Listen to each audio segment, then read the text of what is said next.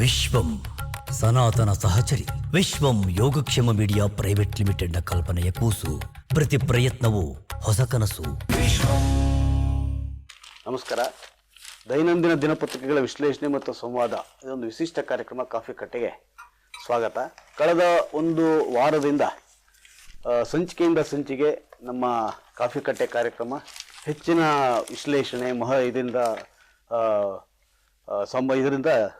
ಸಂಭಾಷಣೆ ವಿಚಾರ ವಿಶ್ಲೇಷಣೆಯಿಂದಾಗಿ ಹೆಚ್ಚು ಮಹತ್ವ ಪಡೆದುಕೊಂಡಿದೆ. ಈಗ ಇಂದಿನ ಕಾಫಿ ಕಟ್ಟೆ ಕಾರ್ಯಕ್ರಮಕ್ಕೆ ನಮ್ಮ ಹಿರಿಯ ಮೂವರು ಗಣ್ಯರು ಆಗಮಿಸಿದ್ದಾರೆ. ಕೆ ವಿ ಪರಮೇಶ್ವರ್, ಸಂಯುಕ್ತ ಕರ್ನಾಟಕದ ಮುಖ್ಯ ವರದಿಗಾರರು ಮತ್ತು ಹಿರಿಯ ಪತ್ರಕರ್ತರು, ಅವರಿಗೆ ಸ್ವಾಗತ, ನಮಸ್ಕಾರ. ನಂತರ ನಮ್ಮ ಕಾರ್ಯಕ್ರಮದ ವಿಭಾಗೀಯ ಮುಖ್ಯಸ್ಥರಲ್ಲಿ ಒಬ್ಬರಾದ ಮಂಡ್ಯ ರವಿ ಅವರು ಬಂದಿದ್ದಾರೆ, ಅವ್ರಿಗೂ ಸ್ವಾಗತ.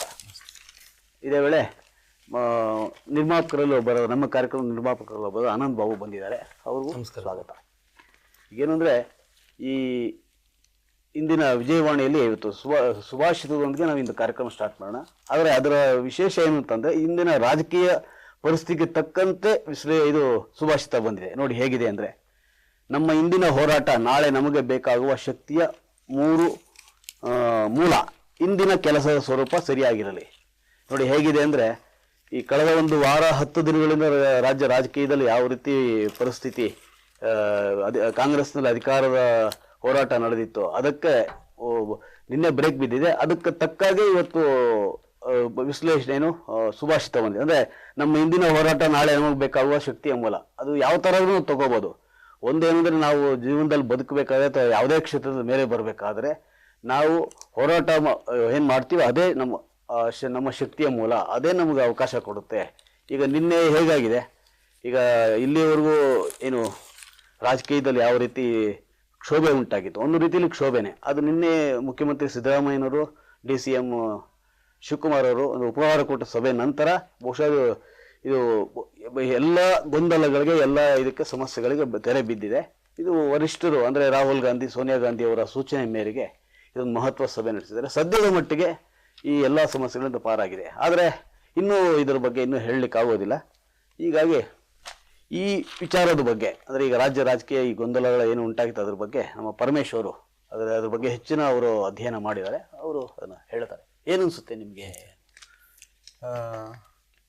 ಪ್ರಮುಖವಾಗಿ ಅಂದರೆ ಇವತ್ತಿನ ಬಹುತೇಕ ಎಲ್ಲ ಪತ್ರಿಕೆಗಳ ಮುಖಪುಟದಲ್ಲಿ ರಾಜಕೀಯ ಸುದ್ದಿಗಳೇ ಇವತ್ತು ಬೇಜಾರಾಗಿದೆ ಅಂತ ಹೇಳಿದ್ರೆ ಹೌದು. ಯಾಕಂದ್ರೆ ಈಗ ಆಡಳಿತ ಅಭಿವೃದ್ಧಿಯನ್ನ ವಿಚಾರಗಳು ಬರುವಾಗ ಸಹಜವಾಗಿ ರಾಜಕೀಯದ ಬಗ್ಗೆ ಆಸಕ್ತಿ ಇರುವಂಥದ್ದು ಸಹಿತ. ಮತ್ತೆ ಯಾಕಂದ್ರೆ ನಾವು ವೋಟ್ ಹಾಕಿ ಗೆಲ್ಸಿರುವಂಥ ರಾಜಕಾರಣಿಗಳು ಒಂದು ಸರ್ಕಾರ 2.5 ವರ್ಷ ಕಳೆದ ನಂತರ ಅವ್ರದ್ದು ಏನು ಒಂದು ಅವಾಂತರನ ಸೃಷ್ಟಿ ಮಾಡ್ಕೊಂಡಿದ್ದಾರೆ, ಇದೆಲ್ಲೋ ಒಂದು ಕಡೆಗೆ ಒಂದು ತಾರ್ಕಿಕ ಅಂತ್ಯಕ್ಕೆ ಬರಬೇಕು. ಆನಂತರ ರಾಜ್ಯದ ಅಭಿವೃದ್ಧಿ ಕಡೆಗೆ, ಆಡಳಿತದ ಕಡೆಗೆ ಗಮನ ಹರಿಸಲಿಕ್ಕೆ ಸಾಧ್ಯ ಆಗ್ತದೆ ಅನ್ನೋ ನಿಟ್ಟಿನಲ್ಲಿ ಇವತ್ತು ದೊಡ್ಡ ಮಟ್ಟದಲ್ಲಿ ನಿನ್ನೆ ದಿನ ಚರ್ಚೆ ಆಗಿತ್ತು ರಾಜ್ಯದಲ್ಲಿ. ಹಾಗಾಗಿ ಇವತ್ತು ಬಹುತೇಕ ಎಲ್ಲ ಪತ್ರಿಕೆಗಳು ಅದೇ ಅಂದ್ರೆ ಒಂದು ರೀತಿಯಲ್ಲಿ ಏನು ಕಳೆದ ಒಂದು 8-10 ದಿನಗಳಿಂದ ಒಂದು ರೀತಿಯಲ್ಲಿ ಜಟಾಪಟಿ ನಡೀತಾ ಇತ್ತು ಮುಖ್ಯಮಂತ್ರಿ ಮತ್ತೆ ಉಪಮುಖ್ಯಮಂತ್ರಿಗಳ ಮಧ್ಯೆ. ಜನರಲ್ಲೂ ಬಹಳ ಗೊಂದಲ ಆಗಿತ್ತು. ಜನರಲ್ಲೂ ಇದು ಸಹಜವಾಗಿಯೇ ಎಲ್ಲೋ ಒಂದು ಕಡೆಗೆ ಆಡಳಿತದ ಮೇಲೆ, ಅಭಿವೃದ್ಧಿ ಮೇಲೆ ಎಫೆಕ್ಟ್ ಆಗುವಂಥದ್ದು ಸಹಜ.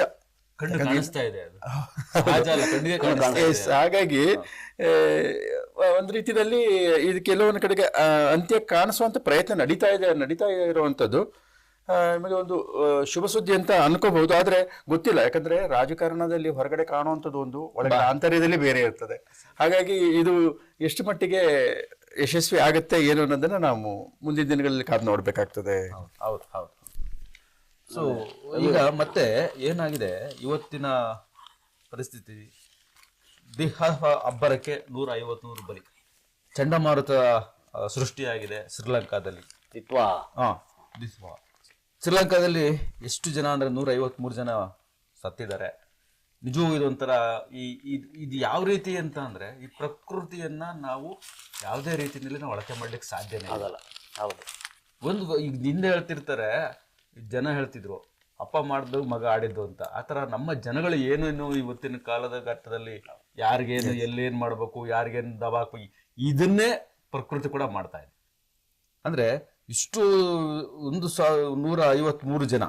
ಅದಲ್ಲದೆ ಮುಖ್ಯ ಖುಷಿಯಾದ ವಿಚಾರ ಏನಂದ್ರೆ, ನಮ್ಮ ಭಾರತ ಸರ್ಕಾರ ಅವ್ರ ಕೈ ಜೋಡಿಸಿದೆ. ಆಪರೇಷನ್ ಸಾಗರ್ ಬಂಧು ಅನ್ನೋ ಹೆಸರಿನಲ್ಲಿ ಅಲ್ಲಿಗೆ ಬೇಕಾಗಿರ್ತಕ್ಕಂಥ ಎಲ್ಲಾ ಪರಿಹಾರ ಸಾಮಗ್ರಿಗಳನ್ನ ಇದು ಕಳಿಸ್ತಾ ಇದೆ. ಏರ್ಕ್ರಾಫ್ಟ್ ಮೂಲಕ 21 ಟನ್ ಈಗ ನಮ್ಮ ಭಾರತದಿಂದ ಇದಕ್ಕೆ ಶ್ರೀಲಂಕಾಗೆ ರವಾನೆ ಆಗ್ತಾರೆ. ಸೊ ಹಾಗಾಗಿ ಇನ್ನು ಇದು ಈಗ ತಮಿಳುನಾಡು ಮೂಲಕ ಕರ್ನಾಟಕಕ್ಕೂ ಎಂಟ್ರಿ ಕೊಟ್ಟಿದೆ. ಇವತ್ತು ಬಹುಶಃ ಬೆಳಗ್ಗೆನೆ ಎಲ್ಲ ವಾತಾವರಣ ನೋಡಿ ಗಮನಿಸಿದ್ದೀರಾ. ನಾವು ಇಲ್ಲಿ ಸ್ವಲ್ಪ ಅದಕ್ಕೆ ಎಚ್ಚರಿಕೆಯಾಗಿ, ಎಸ್ಪೆಷಲಿ ಈಗ ಚಳಿಗಾಲ ಜಾಸ್ತಿ ಆಗಿರೋದ್ರಿಂದ ನಮ್ಮ ಹಿರಿಯ ಜೀವಗಳು ಅವರು ಆದಷ್ಟು ಒಂದಷ್ಟು ರಕ್ಷಣಾ ಕ್ರಮಗಳನ್ನ ಕೈಕೊಂಡ್ರೆ, ಅಂದ್ರೆ ಸ್ವೆಟರ್ ಹಾಕೊಳ್ಳೋದು, ಮನೆಯಿಂದ ಹೊರಗಡೆ ಬರ್ಬೇಕಾದ್ರೆ ಹುಷಾರಾಗಿ ಬರ್ಬೇಕಾಗಿರ್ಬೇಕಾದ್ದು ಇವತ್ತಿನ ಪರಿಸ್ಥಿತಿ ಇದೆ. ನೋಡಿ, ನೀವು ಹೇಳಿದಾಗೇನೆ ಏನು ದಿತ್ವಾಂತ ಚಂಡಮಾರುತ ಇದೆ. ಈಗ ಶ್ರೀಲಂಕಾದಲ್ಲಿ ಇವತ್ತು ತುರ್ತು ಪರಿಸ್ಥಿತಿನ ಘೋಷಣೆ ಮಾಡಿದ್ರು, ಅಂದ್ರೆ ಅನಿವಾರ್ಯ ಅದು ಎಲ್ಲ ಒಂದು ಕಡೆಗೆ. ಹಾಗಾಗಿ ಅದು ಜೊತೆಗೆ ಇದು ನಮ್ಗೆ ಶ್ರೀಲಂಕಾದಲ್ಲಿ ಆದ್ರು ಅಂತ ಹೇಳಿದ್ರು ತಮಿಳುನಾಡು ಭಾಗದಲ್ಲಿ, ಕೇರಳ, ಸ್ವಲ್ಪ ನಮ್ಮ ಬೆಂಗಳೂರಿಗೂ ಇದ್ದೇ ಇದೆ. ಹಾಗಾಗಿ ನೋಡಿ, ನಾಳೆ ನಾಡಿದ್ದು ಮಳೆ ಬರುವಂತ ಸಾಧ್ಯತೆಗಳು ಇದೆ ಅನ್ನೋದೊಂದು. ಜೊತೆಗೆ ಈಗಾಗಲೇ ಪಾಂಡಿಚೇರಿ ಮತ್ತೆ ತಮಿಳುನಾಡಲ್ಲಿ ಸೋಮವಾರ ಮಂಗಳವಾರ ಮುಂಜಾಗ್ರತಾ ಕ್ರಮಕ್ಕೆ ರಜೆ ಘೋಷಣೆ ಕೂಡ ಮಾಡಿದ್ದಾರೆ ಶಾಲಾ ಕಾಲೇಜುಗಳಿಗೆ. ಹಾಗಾಗಿ ಒಂದು ನೀವು ಆಗ್ಲೇ ಉಲ್ಲೇಖ ಮಾಡಿದ್ರಿ, ಹೌದು, ಯಾಕೆ ಚಂಡಮಾರುತ? ನಾವೆಲ್ಲೊಂದ್ ಕಡೆಗೆ ಮನುಷ್ಯ ಪ್ರಕೃತಿಯ ವಿರುದ್ಧ ಹೋಗ್ಲಿಕ್ಕೆ ಆರಂಭ ಮಾಡಿದ್ರೆ ಆರಂಭ ಆಗೋಗಿದೆ ಆಲ್ರೆಡಿ. ಅದು ಪಶ್ಚಿಮ ಘಟ್ಟ ಇರ್ಬೋದು, ಬೇರೆ ಬೇರೆ ಕಡೆ ಪ್ರದೇಶಗಳಲ್ಲಿ ಇರ್ಬೋದು. ಹಾಗಾಗಿ ನಾವು ಯಾವ ಪ್ರಕೃತಿ ಯಾರ ಕೈಯಲ್ಲೂ ಇಲ್ಲ. ಅದಕ್ಕೆ ಪರವಾಗಿ ನಾವು ಹೆಜ್ಜೆ ಇಟ್ಕೊಂಡು ಹೋದ್ರೆ ಮಾತ್ರ ಅದು ನಮ್ಗೆ ಇರ್ತದೆ. ಇಲ್ಲ ಅಂತ ಹೇಳಿದ್ರೆ ಈ ರೀತಿ ಇದು, ಯಾಕಂದ್ರೆ ಇದು ಬರೀ ನಾವು ಚಂಡಮಾರುತ ಅಷ್ಟೇ ಅಲ್ಲ, ಭೂಕುಸಿತಗಳು, ಮಳೆ ಆಗುವಾಗ ನಾವು ಎಷ್ಟನ್ನ ನೋಡ್ತಾ ಇದ್ದೀವಿ. ಸಾವಿರಾರು ಮಂದಿ ಇವತ್ತು ಪ್ರಾಣ ಕಳ್ಕೊತಾ ಇದ್ದಾರೆ. ಹಂಗಾಗಿ ಪ್ರಕೃತಿ ಪರವಾಗಿರುವಂತ ನಿಲುವುಗಳು ಅಥವಾ ಹೋರಾಟಗಳು ಅಥವಾ ಆ ರೀತಿ ಕಾಳಜಿ ವಹಿಸಿದ್ರೆ ಮಾತ್ರ ಇಂಥದ್ರಿಂದ ಸ್ವಲ್ಪ ನಾವು ಬಚಾವ್ ಆಗ್ಬೋದು ಅಂತೇಳಿ ಹೇಳ್ಕೋಬಹುದು. ಈಗ ಸರ್, ಈಗ ನೀವು ಚಿಕ್ಕ ಹುಡುಗನಾಗಿದ್ದಾಗ ಎಲ್ಲಾದ್ರೂ ಗುಡ್ಡ ಕುಸಿತ ಕೇಳಿದ್ರಾ? ಕೇಳಿಲ್ಲ, ಯಾರು ಕೇಳಿಲ್ಲ. ಯಾಕೆ ಗುಡ್ಡ ಕುಸಿತ ಆಗ್ತಾ ಇದೆ? ಈಗ ಆ ಗುಡ್ಡಗಳ ಮಧ್ಯೆಯಲ್ಲಿ ಇವ್ರು ಹೋಗ್ತಾ ಇದಾರೆ ರಸ್ತೆ ಮಾಡಿ. ಪ್ರಕೃತಿಯ ಶೋಷಣೆ ನಡೀತಾ ಇದೆ. ಆಮೇಲೆ ತಮ್ಮ ಈ ನಾಗರಿಕ ಸೌಲಭ್ಯಗಳಿಗೋಸ್ಕರ ರಸ್ತೆ, ಈಗ ಬೇಕು, ನಾವು ಬೇಡ ಅಂತ ಹೇಳಲ್ಲ, ಆದ್ರೆ ಎಷ್ಟರ ಮಟ್ಟಿಗೆ ಅದು ಬೇಕು ಅದ್ರ ಬಗ್ಗೆ ನಾವು ಆಲೋಚನೆಗಳು ಮಾಡ್ಬೇಕಾಗತ್ತೆ.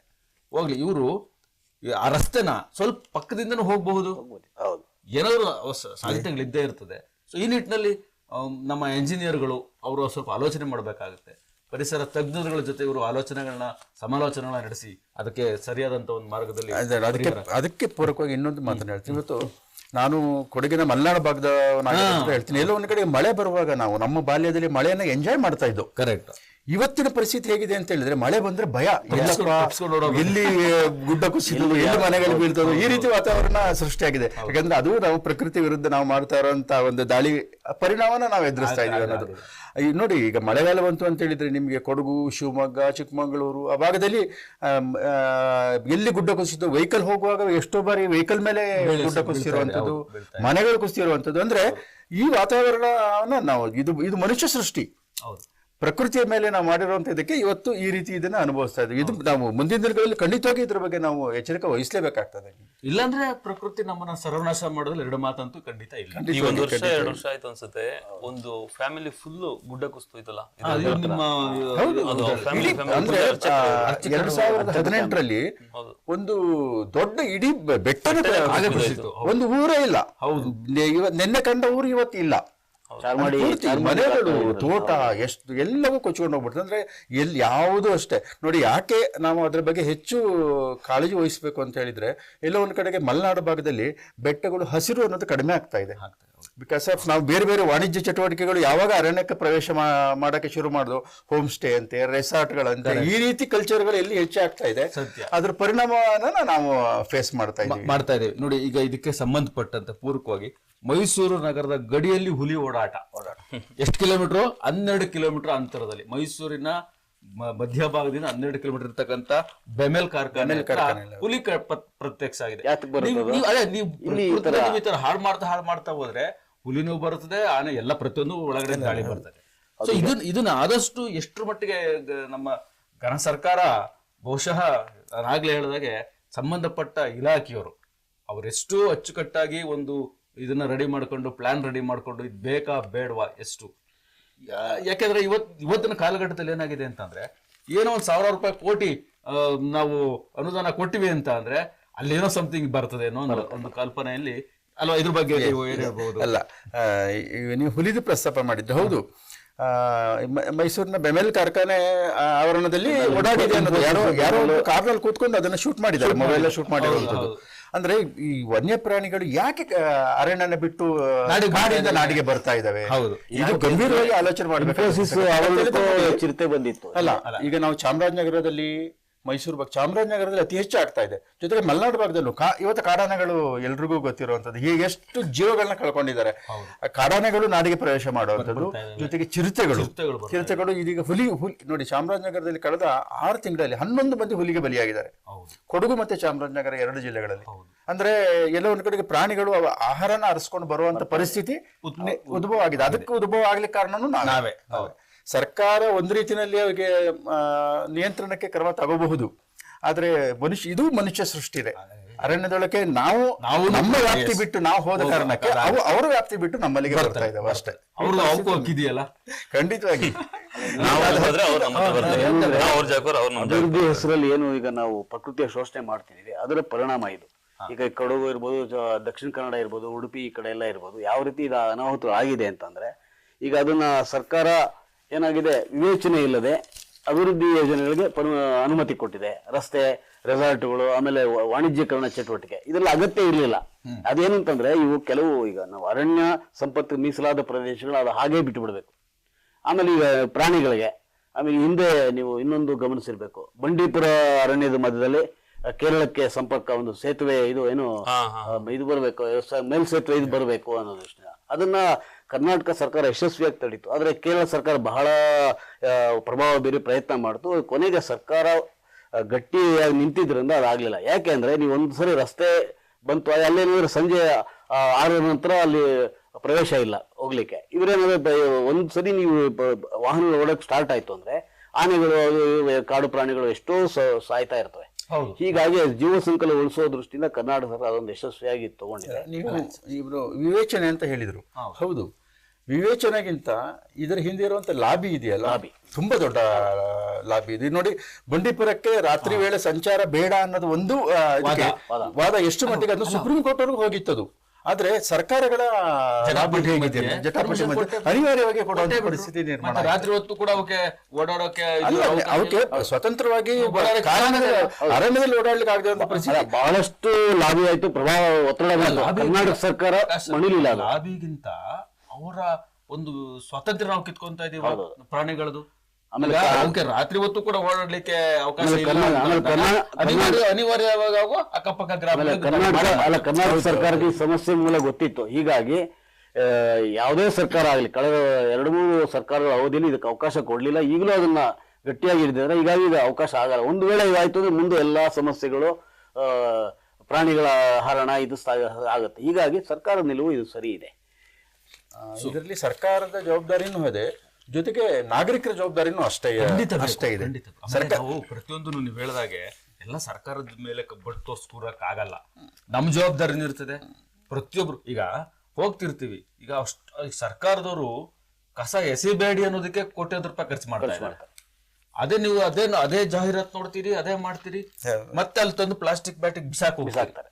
ಅಂದ್ರೆ ಏನಾಗ್ತಾ ಇದೆ, ನನ್ಗೆ ಇನ್ನೂ ಪ್ರಜ್ಞೆನೇ ಬರ್ತಿಲ್ವಾ, ಪ್ರಜ್ಞೆ ಇಲ್ಲ, ಆಗ್ತಿಲ್ವಾ, ಅಥವಾ ಬೇಜವಾಬ್ದಾರಿತನ, ಅಯ್ಯೋ ಒಡೆ ಯಾಕೆ ಈ ತರದ್ದು ಉದಾಸೀನತೆಯಿಂದ ನಾವು ನಮ್ಮ ಈ ಸೊಸೈಟಿನ ನಡೆಸ್ಕೊಂಡು ಹೋಗ್ತಾ ಇದೀವಿ. ನಗರಗಳ ಜೊತೆಗೆ ಸರ್, ಅದ್ರ ಜೊತೆಗೆ ನಿಮ್ಮ ಮಕ್ಕಳು ನೀವ್ ಏನಂಗಿದ್ರೆ ಕಲ್ಸ್ಕೊಡ್ತಾ ಇದ್ದೀರಾ?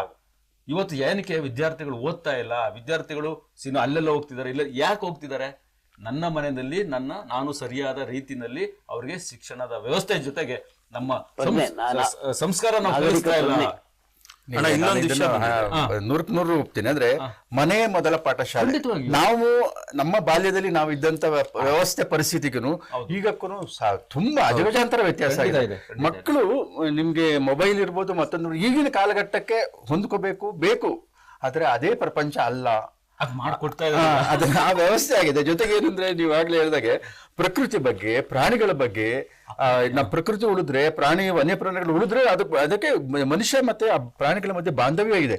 ಅರಣ್ಯ ಮತ್ತೆ ಮನುಷ್ಯರ ಮಧ್ಯೆ ನಡುವೆ ಬಾಂಧವ್ಯ ಇದೆ. ಈ ಬಾಂಧವ್ಯ ಚೆನ್ನಾಗಿದ್ರೆ ಮಾತ್ರ ವ್ಯವಸ್ಥೆ ಸರಿ. ಇಲ್ಲ ಅಂತ ಹೇಳಿ ಈ ರೀತಿ ದುರಂತಗಳು, ಪ್ರಾಕೃತಿಕ ದುರಂತಗಳನ್ನ ಎದುರಿಸುವಂತ ಪರಿಸ್ಥಿತಿ ನಿರ್ಮಾಣ ಆಗ್ತದೆ ಅನ್ನೋದು. ಅಂದ್ರೆ ದಯವಿಟ್ಟು ನಮ್ಮ ಸಮಾಜ ತಮ್ಮ ತಮ್ಮ ಮಕ್ಕಳುಗಳಿಗೆ ಸರಿಯಾದ ರೀತಿಯಲ್ಲಿ ಒಂದಷ್ಟು ಈಗ ನೀವು ನೋಡ್ತಿರ್ಬೋದು ಸರ್, ಇತ್ತೀಚಿನ ದಿನಗಳಲ್ಲಿ ವಿದ್ಯಾರ್ಥಿಗಳು ಎಲ್ಲಂದ್ರಲ್ಲೇ ಕೂತ್ಕೊಂಡು ಹೆಂಗಂದ್ರೆ ಹಂಗೆ ಮಾತಾಡ್ಕೊಂಡು ಅದನ್ನ ನೋಡ್ತಿದ್ರೆ ನಮ್ಗೆ ಅಸಹ್ಯ ಅಸಹ್ಯ ಆಗುತ್ತೆ. ಹೌದು, ಅಸಹ್ಯ ಅನ್ಸುತ್ತೆ. ನಾವು ನನ್ನ ಅಪ್ಪ ಅಮ್ಮ ಅವ್ರು ಎಷ್ಟು ಕಷ್ಟ ಬಿದ್ದು ಅವ್ರ ಮಕ್ಕಳು ಕಳಿಸ್ತಿದ್ದಾರೆ ಅನ್ನೋದಕ್ಕಿಂತ ಆ ಮಕ್ಕಳ ಮೇಲೆ ಒಂದು ಕಣ್ಣಿಡ್ಬೇಕಾಗಿದ್ದು, ನಿಗಾ ಮಾಡ್ಬೇಕಾಗಿರೋದು ನಮ್ಮೆಲ್ಲರ ಜವಾಬ್ದಾರಿ ಅಂತ ನಾನಾದ್ರೂ ಭಾವಿಸ್ತೀನಿ. ನೋಡಿ, ಮೊನ್ನೆ ನಾನೊಂದು ದೃಶ್ಯ ಹೇಳ್ಬಿಡ್ತೀನಿ. ನಾನು ದೃಶ್ಯ ವೀಕ್ಷಣೆ ಮಾಡಿದೆ. ನಾವು ಈ ಹೊರಗಡೆ ಹೋದಾಗ ಇಲ್ಲ ದೇವಸ್ಥಾನ ಇದೆ, ದೇವಸ್ಥಾನ ಅಪೋಸಿಟ್ ಎದುರು ಕಾಲೇಜ್ ವಿದ್ಯಾರ್ಥಿಗಳು ಕೂತ್ಕೋತಾರೆ. ಒಬ್ಬ ಹುಡುಗಿ ದೇವಸ್ಥಾನ ಎದುರು ಲಲ್ಲೆ ಹೊಡ್ಕೊಂಡಿದ್ದಾರೆ. ನಮ್ಗೆ ಬಹಳ ಬೇಸರ ಆಗಿದ್ದೆ ಅನ್ನೋದ್ರೆ, ದೇವಸ್ಥಾನ ಒಂದು ದೇವ ಮಂದಿರ ಅಲ್ಲಿದೆ, ನಾವು ಇದನ್ನೇ ಬೇಸಿಕ್ ನೋಡ್ಕೊಳ್ಳೋದು ಎಷ್ಟು ಮಾತ್ರ ಸರಿ ಹೇಳ್ತಾ ಇದ್ರಿ. ಇಲ್ಲ, ಮೊನ್ನೆ ಕಬ್ಬನ್ ಪಾರ್ಕ್ಗೆ ಶೂಟಿಂಗ್ ಹೋಗಿದ್ವಿ, ಬೈಟ್ ಶೂಟ್ ಮಾಡಕ್ಕೆ. ನಮ್ಮ ಚಾನಲ್ ಲಾಂಚ್ ಆಗ್ಬೇಕಾದ್ರೆ ಬೈಟ್ ಶೂಟ್ ಮಾಡಕ್ಕೆ ನಮ್ಗೆ ಗೊತ್ತಿಲ್ಲ, ಒಂದು ಫ್ರೇಮ್ ಇಟ್ಕೊಂಡಿದೀವಿ. ಆ ಫ್ರೇಮ್ ನಾವು ಬೈಟ್ ತಗೊಳ್ಳೋರು ಮಾತ್ರ ಇಟ್ಕೊಂಡಿದೀವಿ.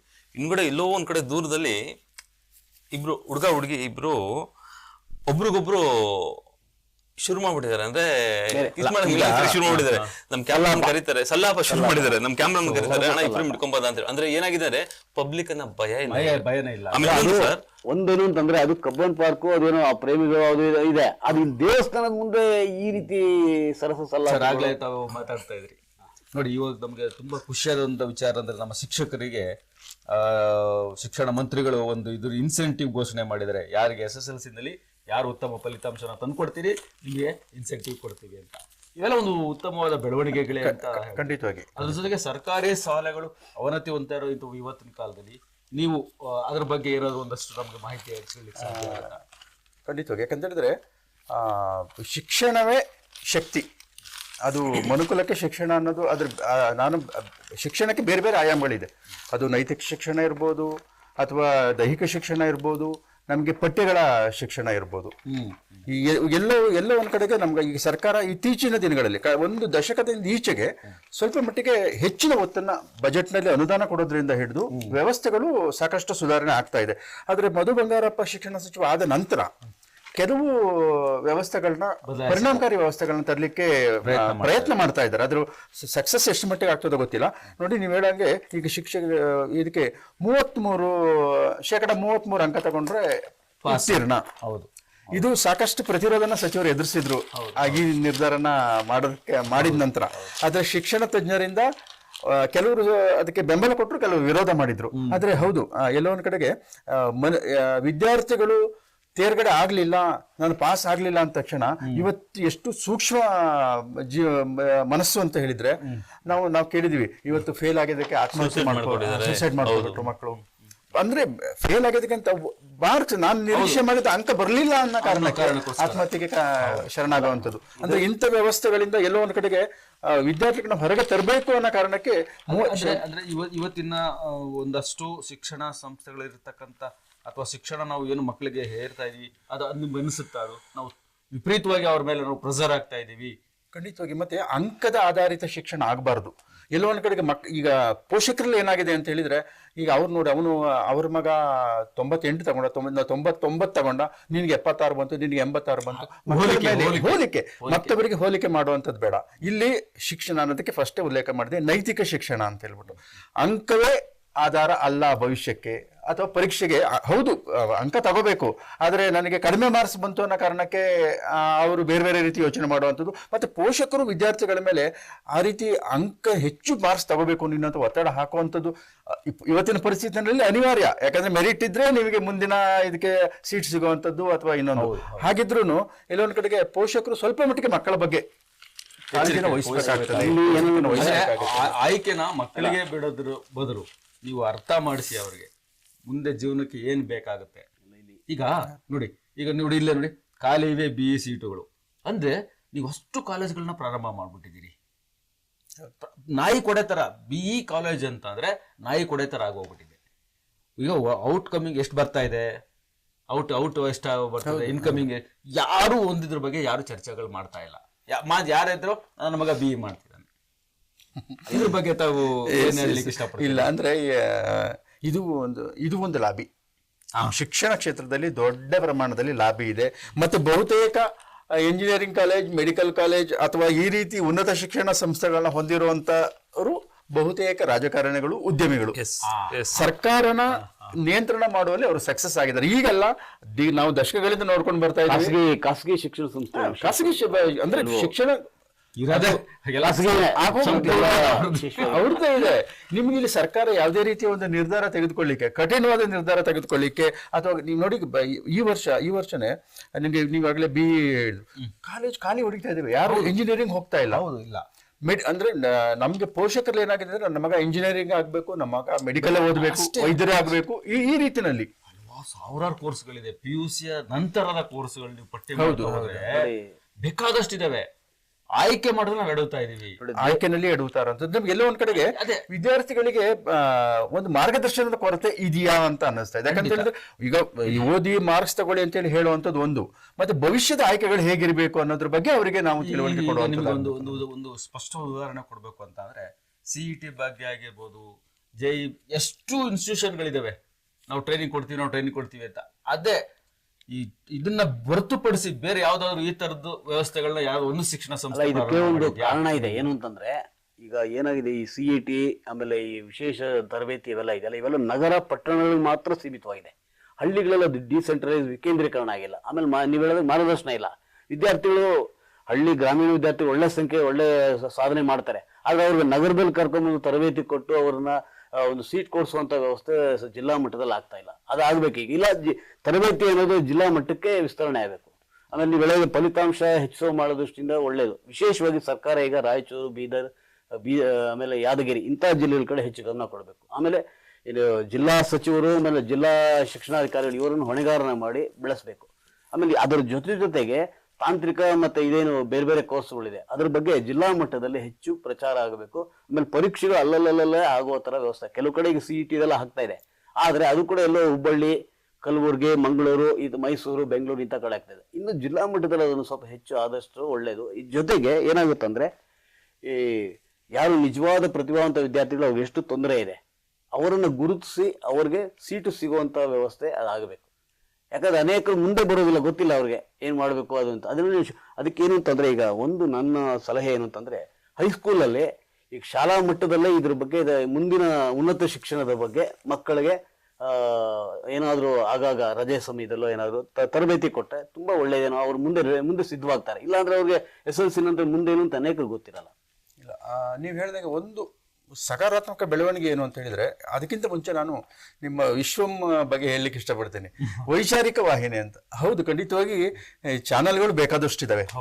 ಆದ್ರೆ ಈ ವೈಚಾರಿಕ ಹಿನ್ನೆಲೆಯಲ್ಲಿ ಸಂಸ್ಕೃತಿ, ಧರ್ಮ, ಸಾಹಿತ್ಯ, ಭಾಷೆ ಇವುಗಳ ಬಗ್ಗೆ ಬೆಳಕು ಚೆಲ್ಲುವಂತ ಒಂದು ವಿಶೇಷವಾದ ಕಾಳಜಿ ಇಟ್ಕೊಂಡು ವಿಶ್ವಂ ಬಂದಿರುವಂಥದ್ದು ನಿಜವಾಗಿ ನಾನು ಕರ್ನಾಟಕದ ಜನತೆಗೆ ಒಂದು ಒಳ್ಳೆಯ ನೋಡುವ ಟಿವಿ, ವೀಕ್ಷಿಸುವ ಟಿವಿ, ಜೊತೆಗೆ ಪಾಲಿಸುವ ಟಿವಿ, ಅಳವಡಿಸಿಕೊಳ್ಳುವ ಟಿವಿ ಅನ್ನೋದನ್ನ ಹೇಳಕ್ ಇಷ್ಟಪಡ್ತೀನಿ. ವೈಚಾರಿಕ ವಾಹಿನಿ ಯಾರು ವೈಚಾರಿಕತೆ ಬಗ್ಗೆ ಗಮನ ಹರಿಸ್ತಾ ಇಲ್ಲ. ಅಂದ್ರೆ ಎಲ್ಲ ಕಮರ್ಷಿಯಲ್ ಮೈಂಡ್, ವಾಣಿಜ್ಯೀಕರಣ ಆಗ್ಬಿಟ್ಟಿದೆ. ಪ್ರತಿಯೊಂದರಲ್ಲೂ ನಾವು ಕಮರ್ಷಿಯಲ್ ಮೈಂಡ್ ಆಗಿ ನೋಡುವಂಥದ್ದು ಬಿಡಬೇಕು, ಮಾಹಿತಿ ಕೊಡೋದು.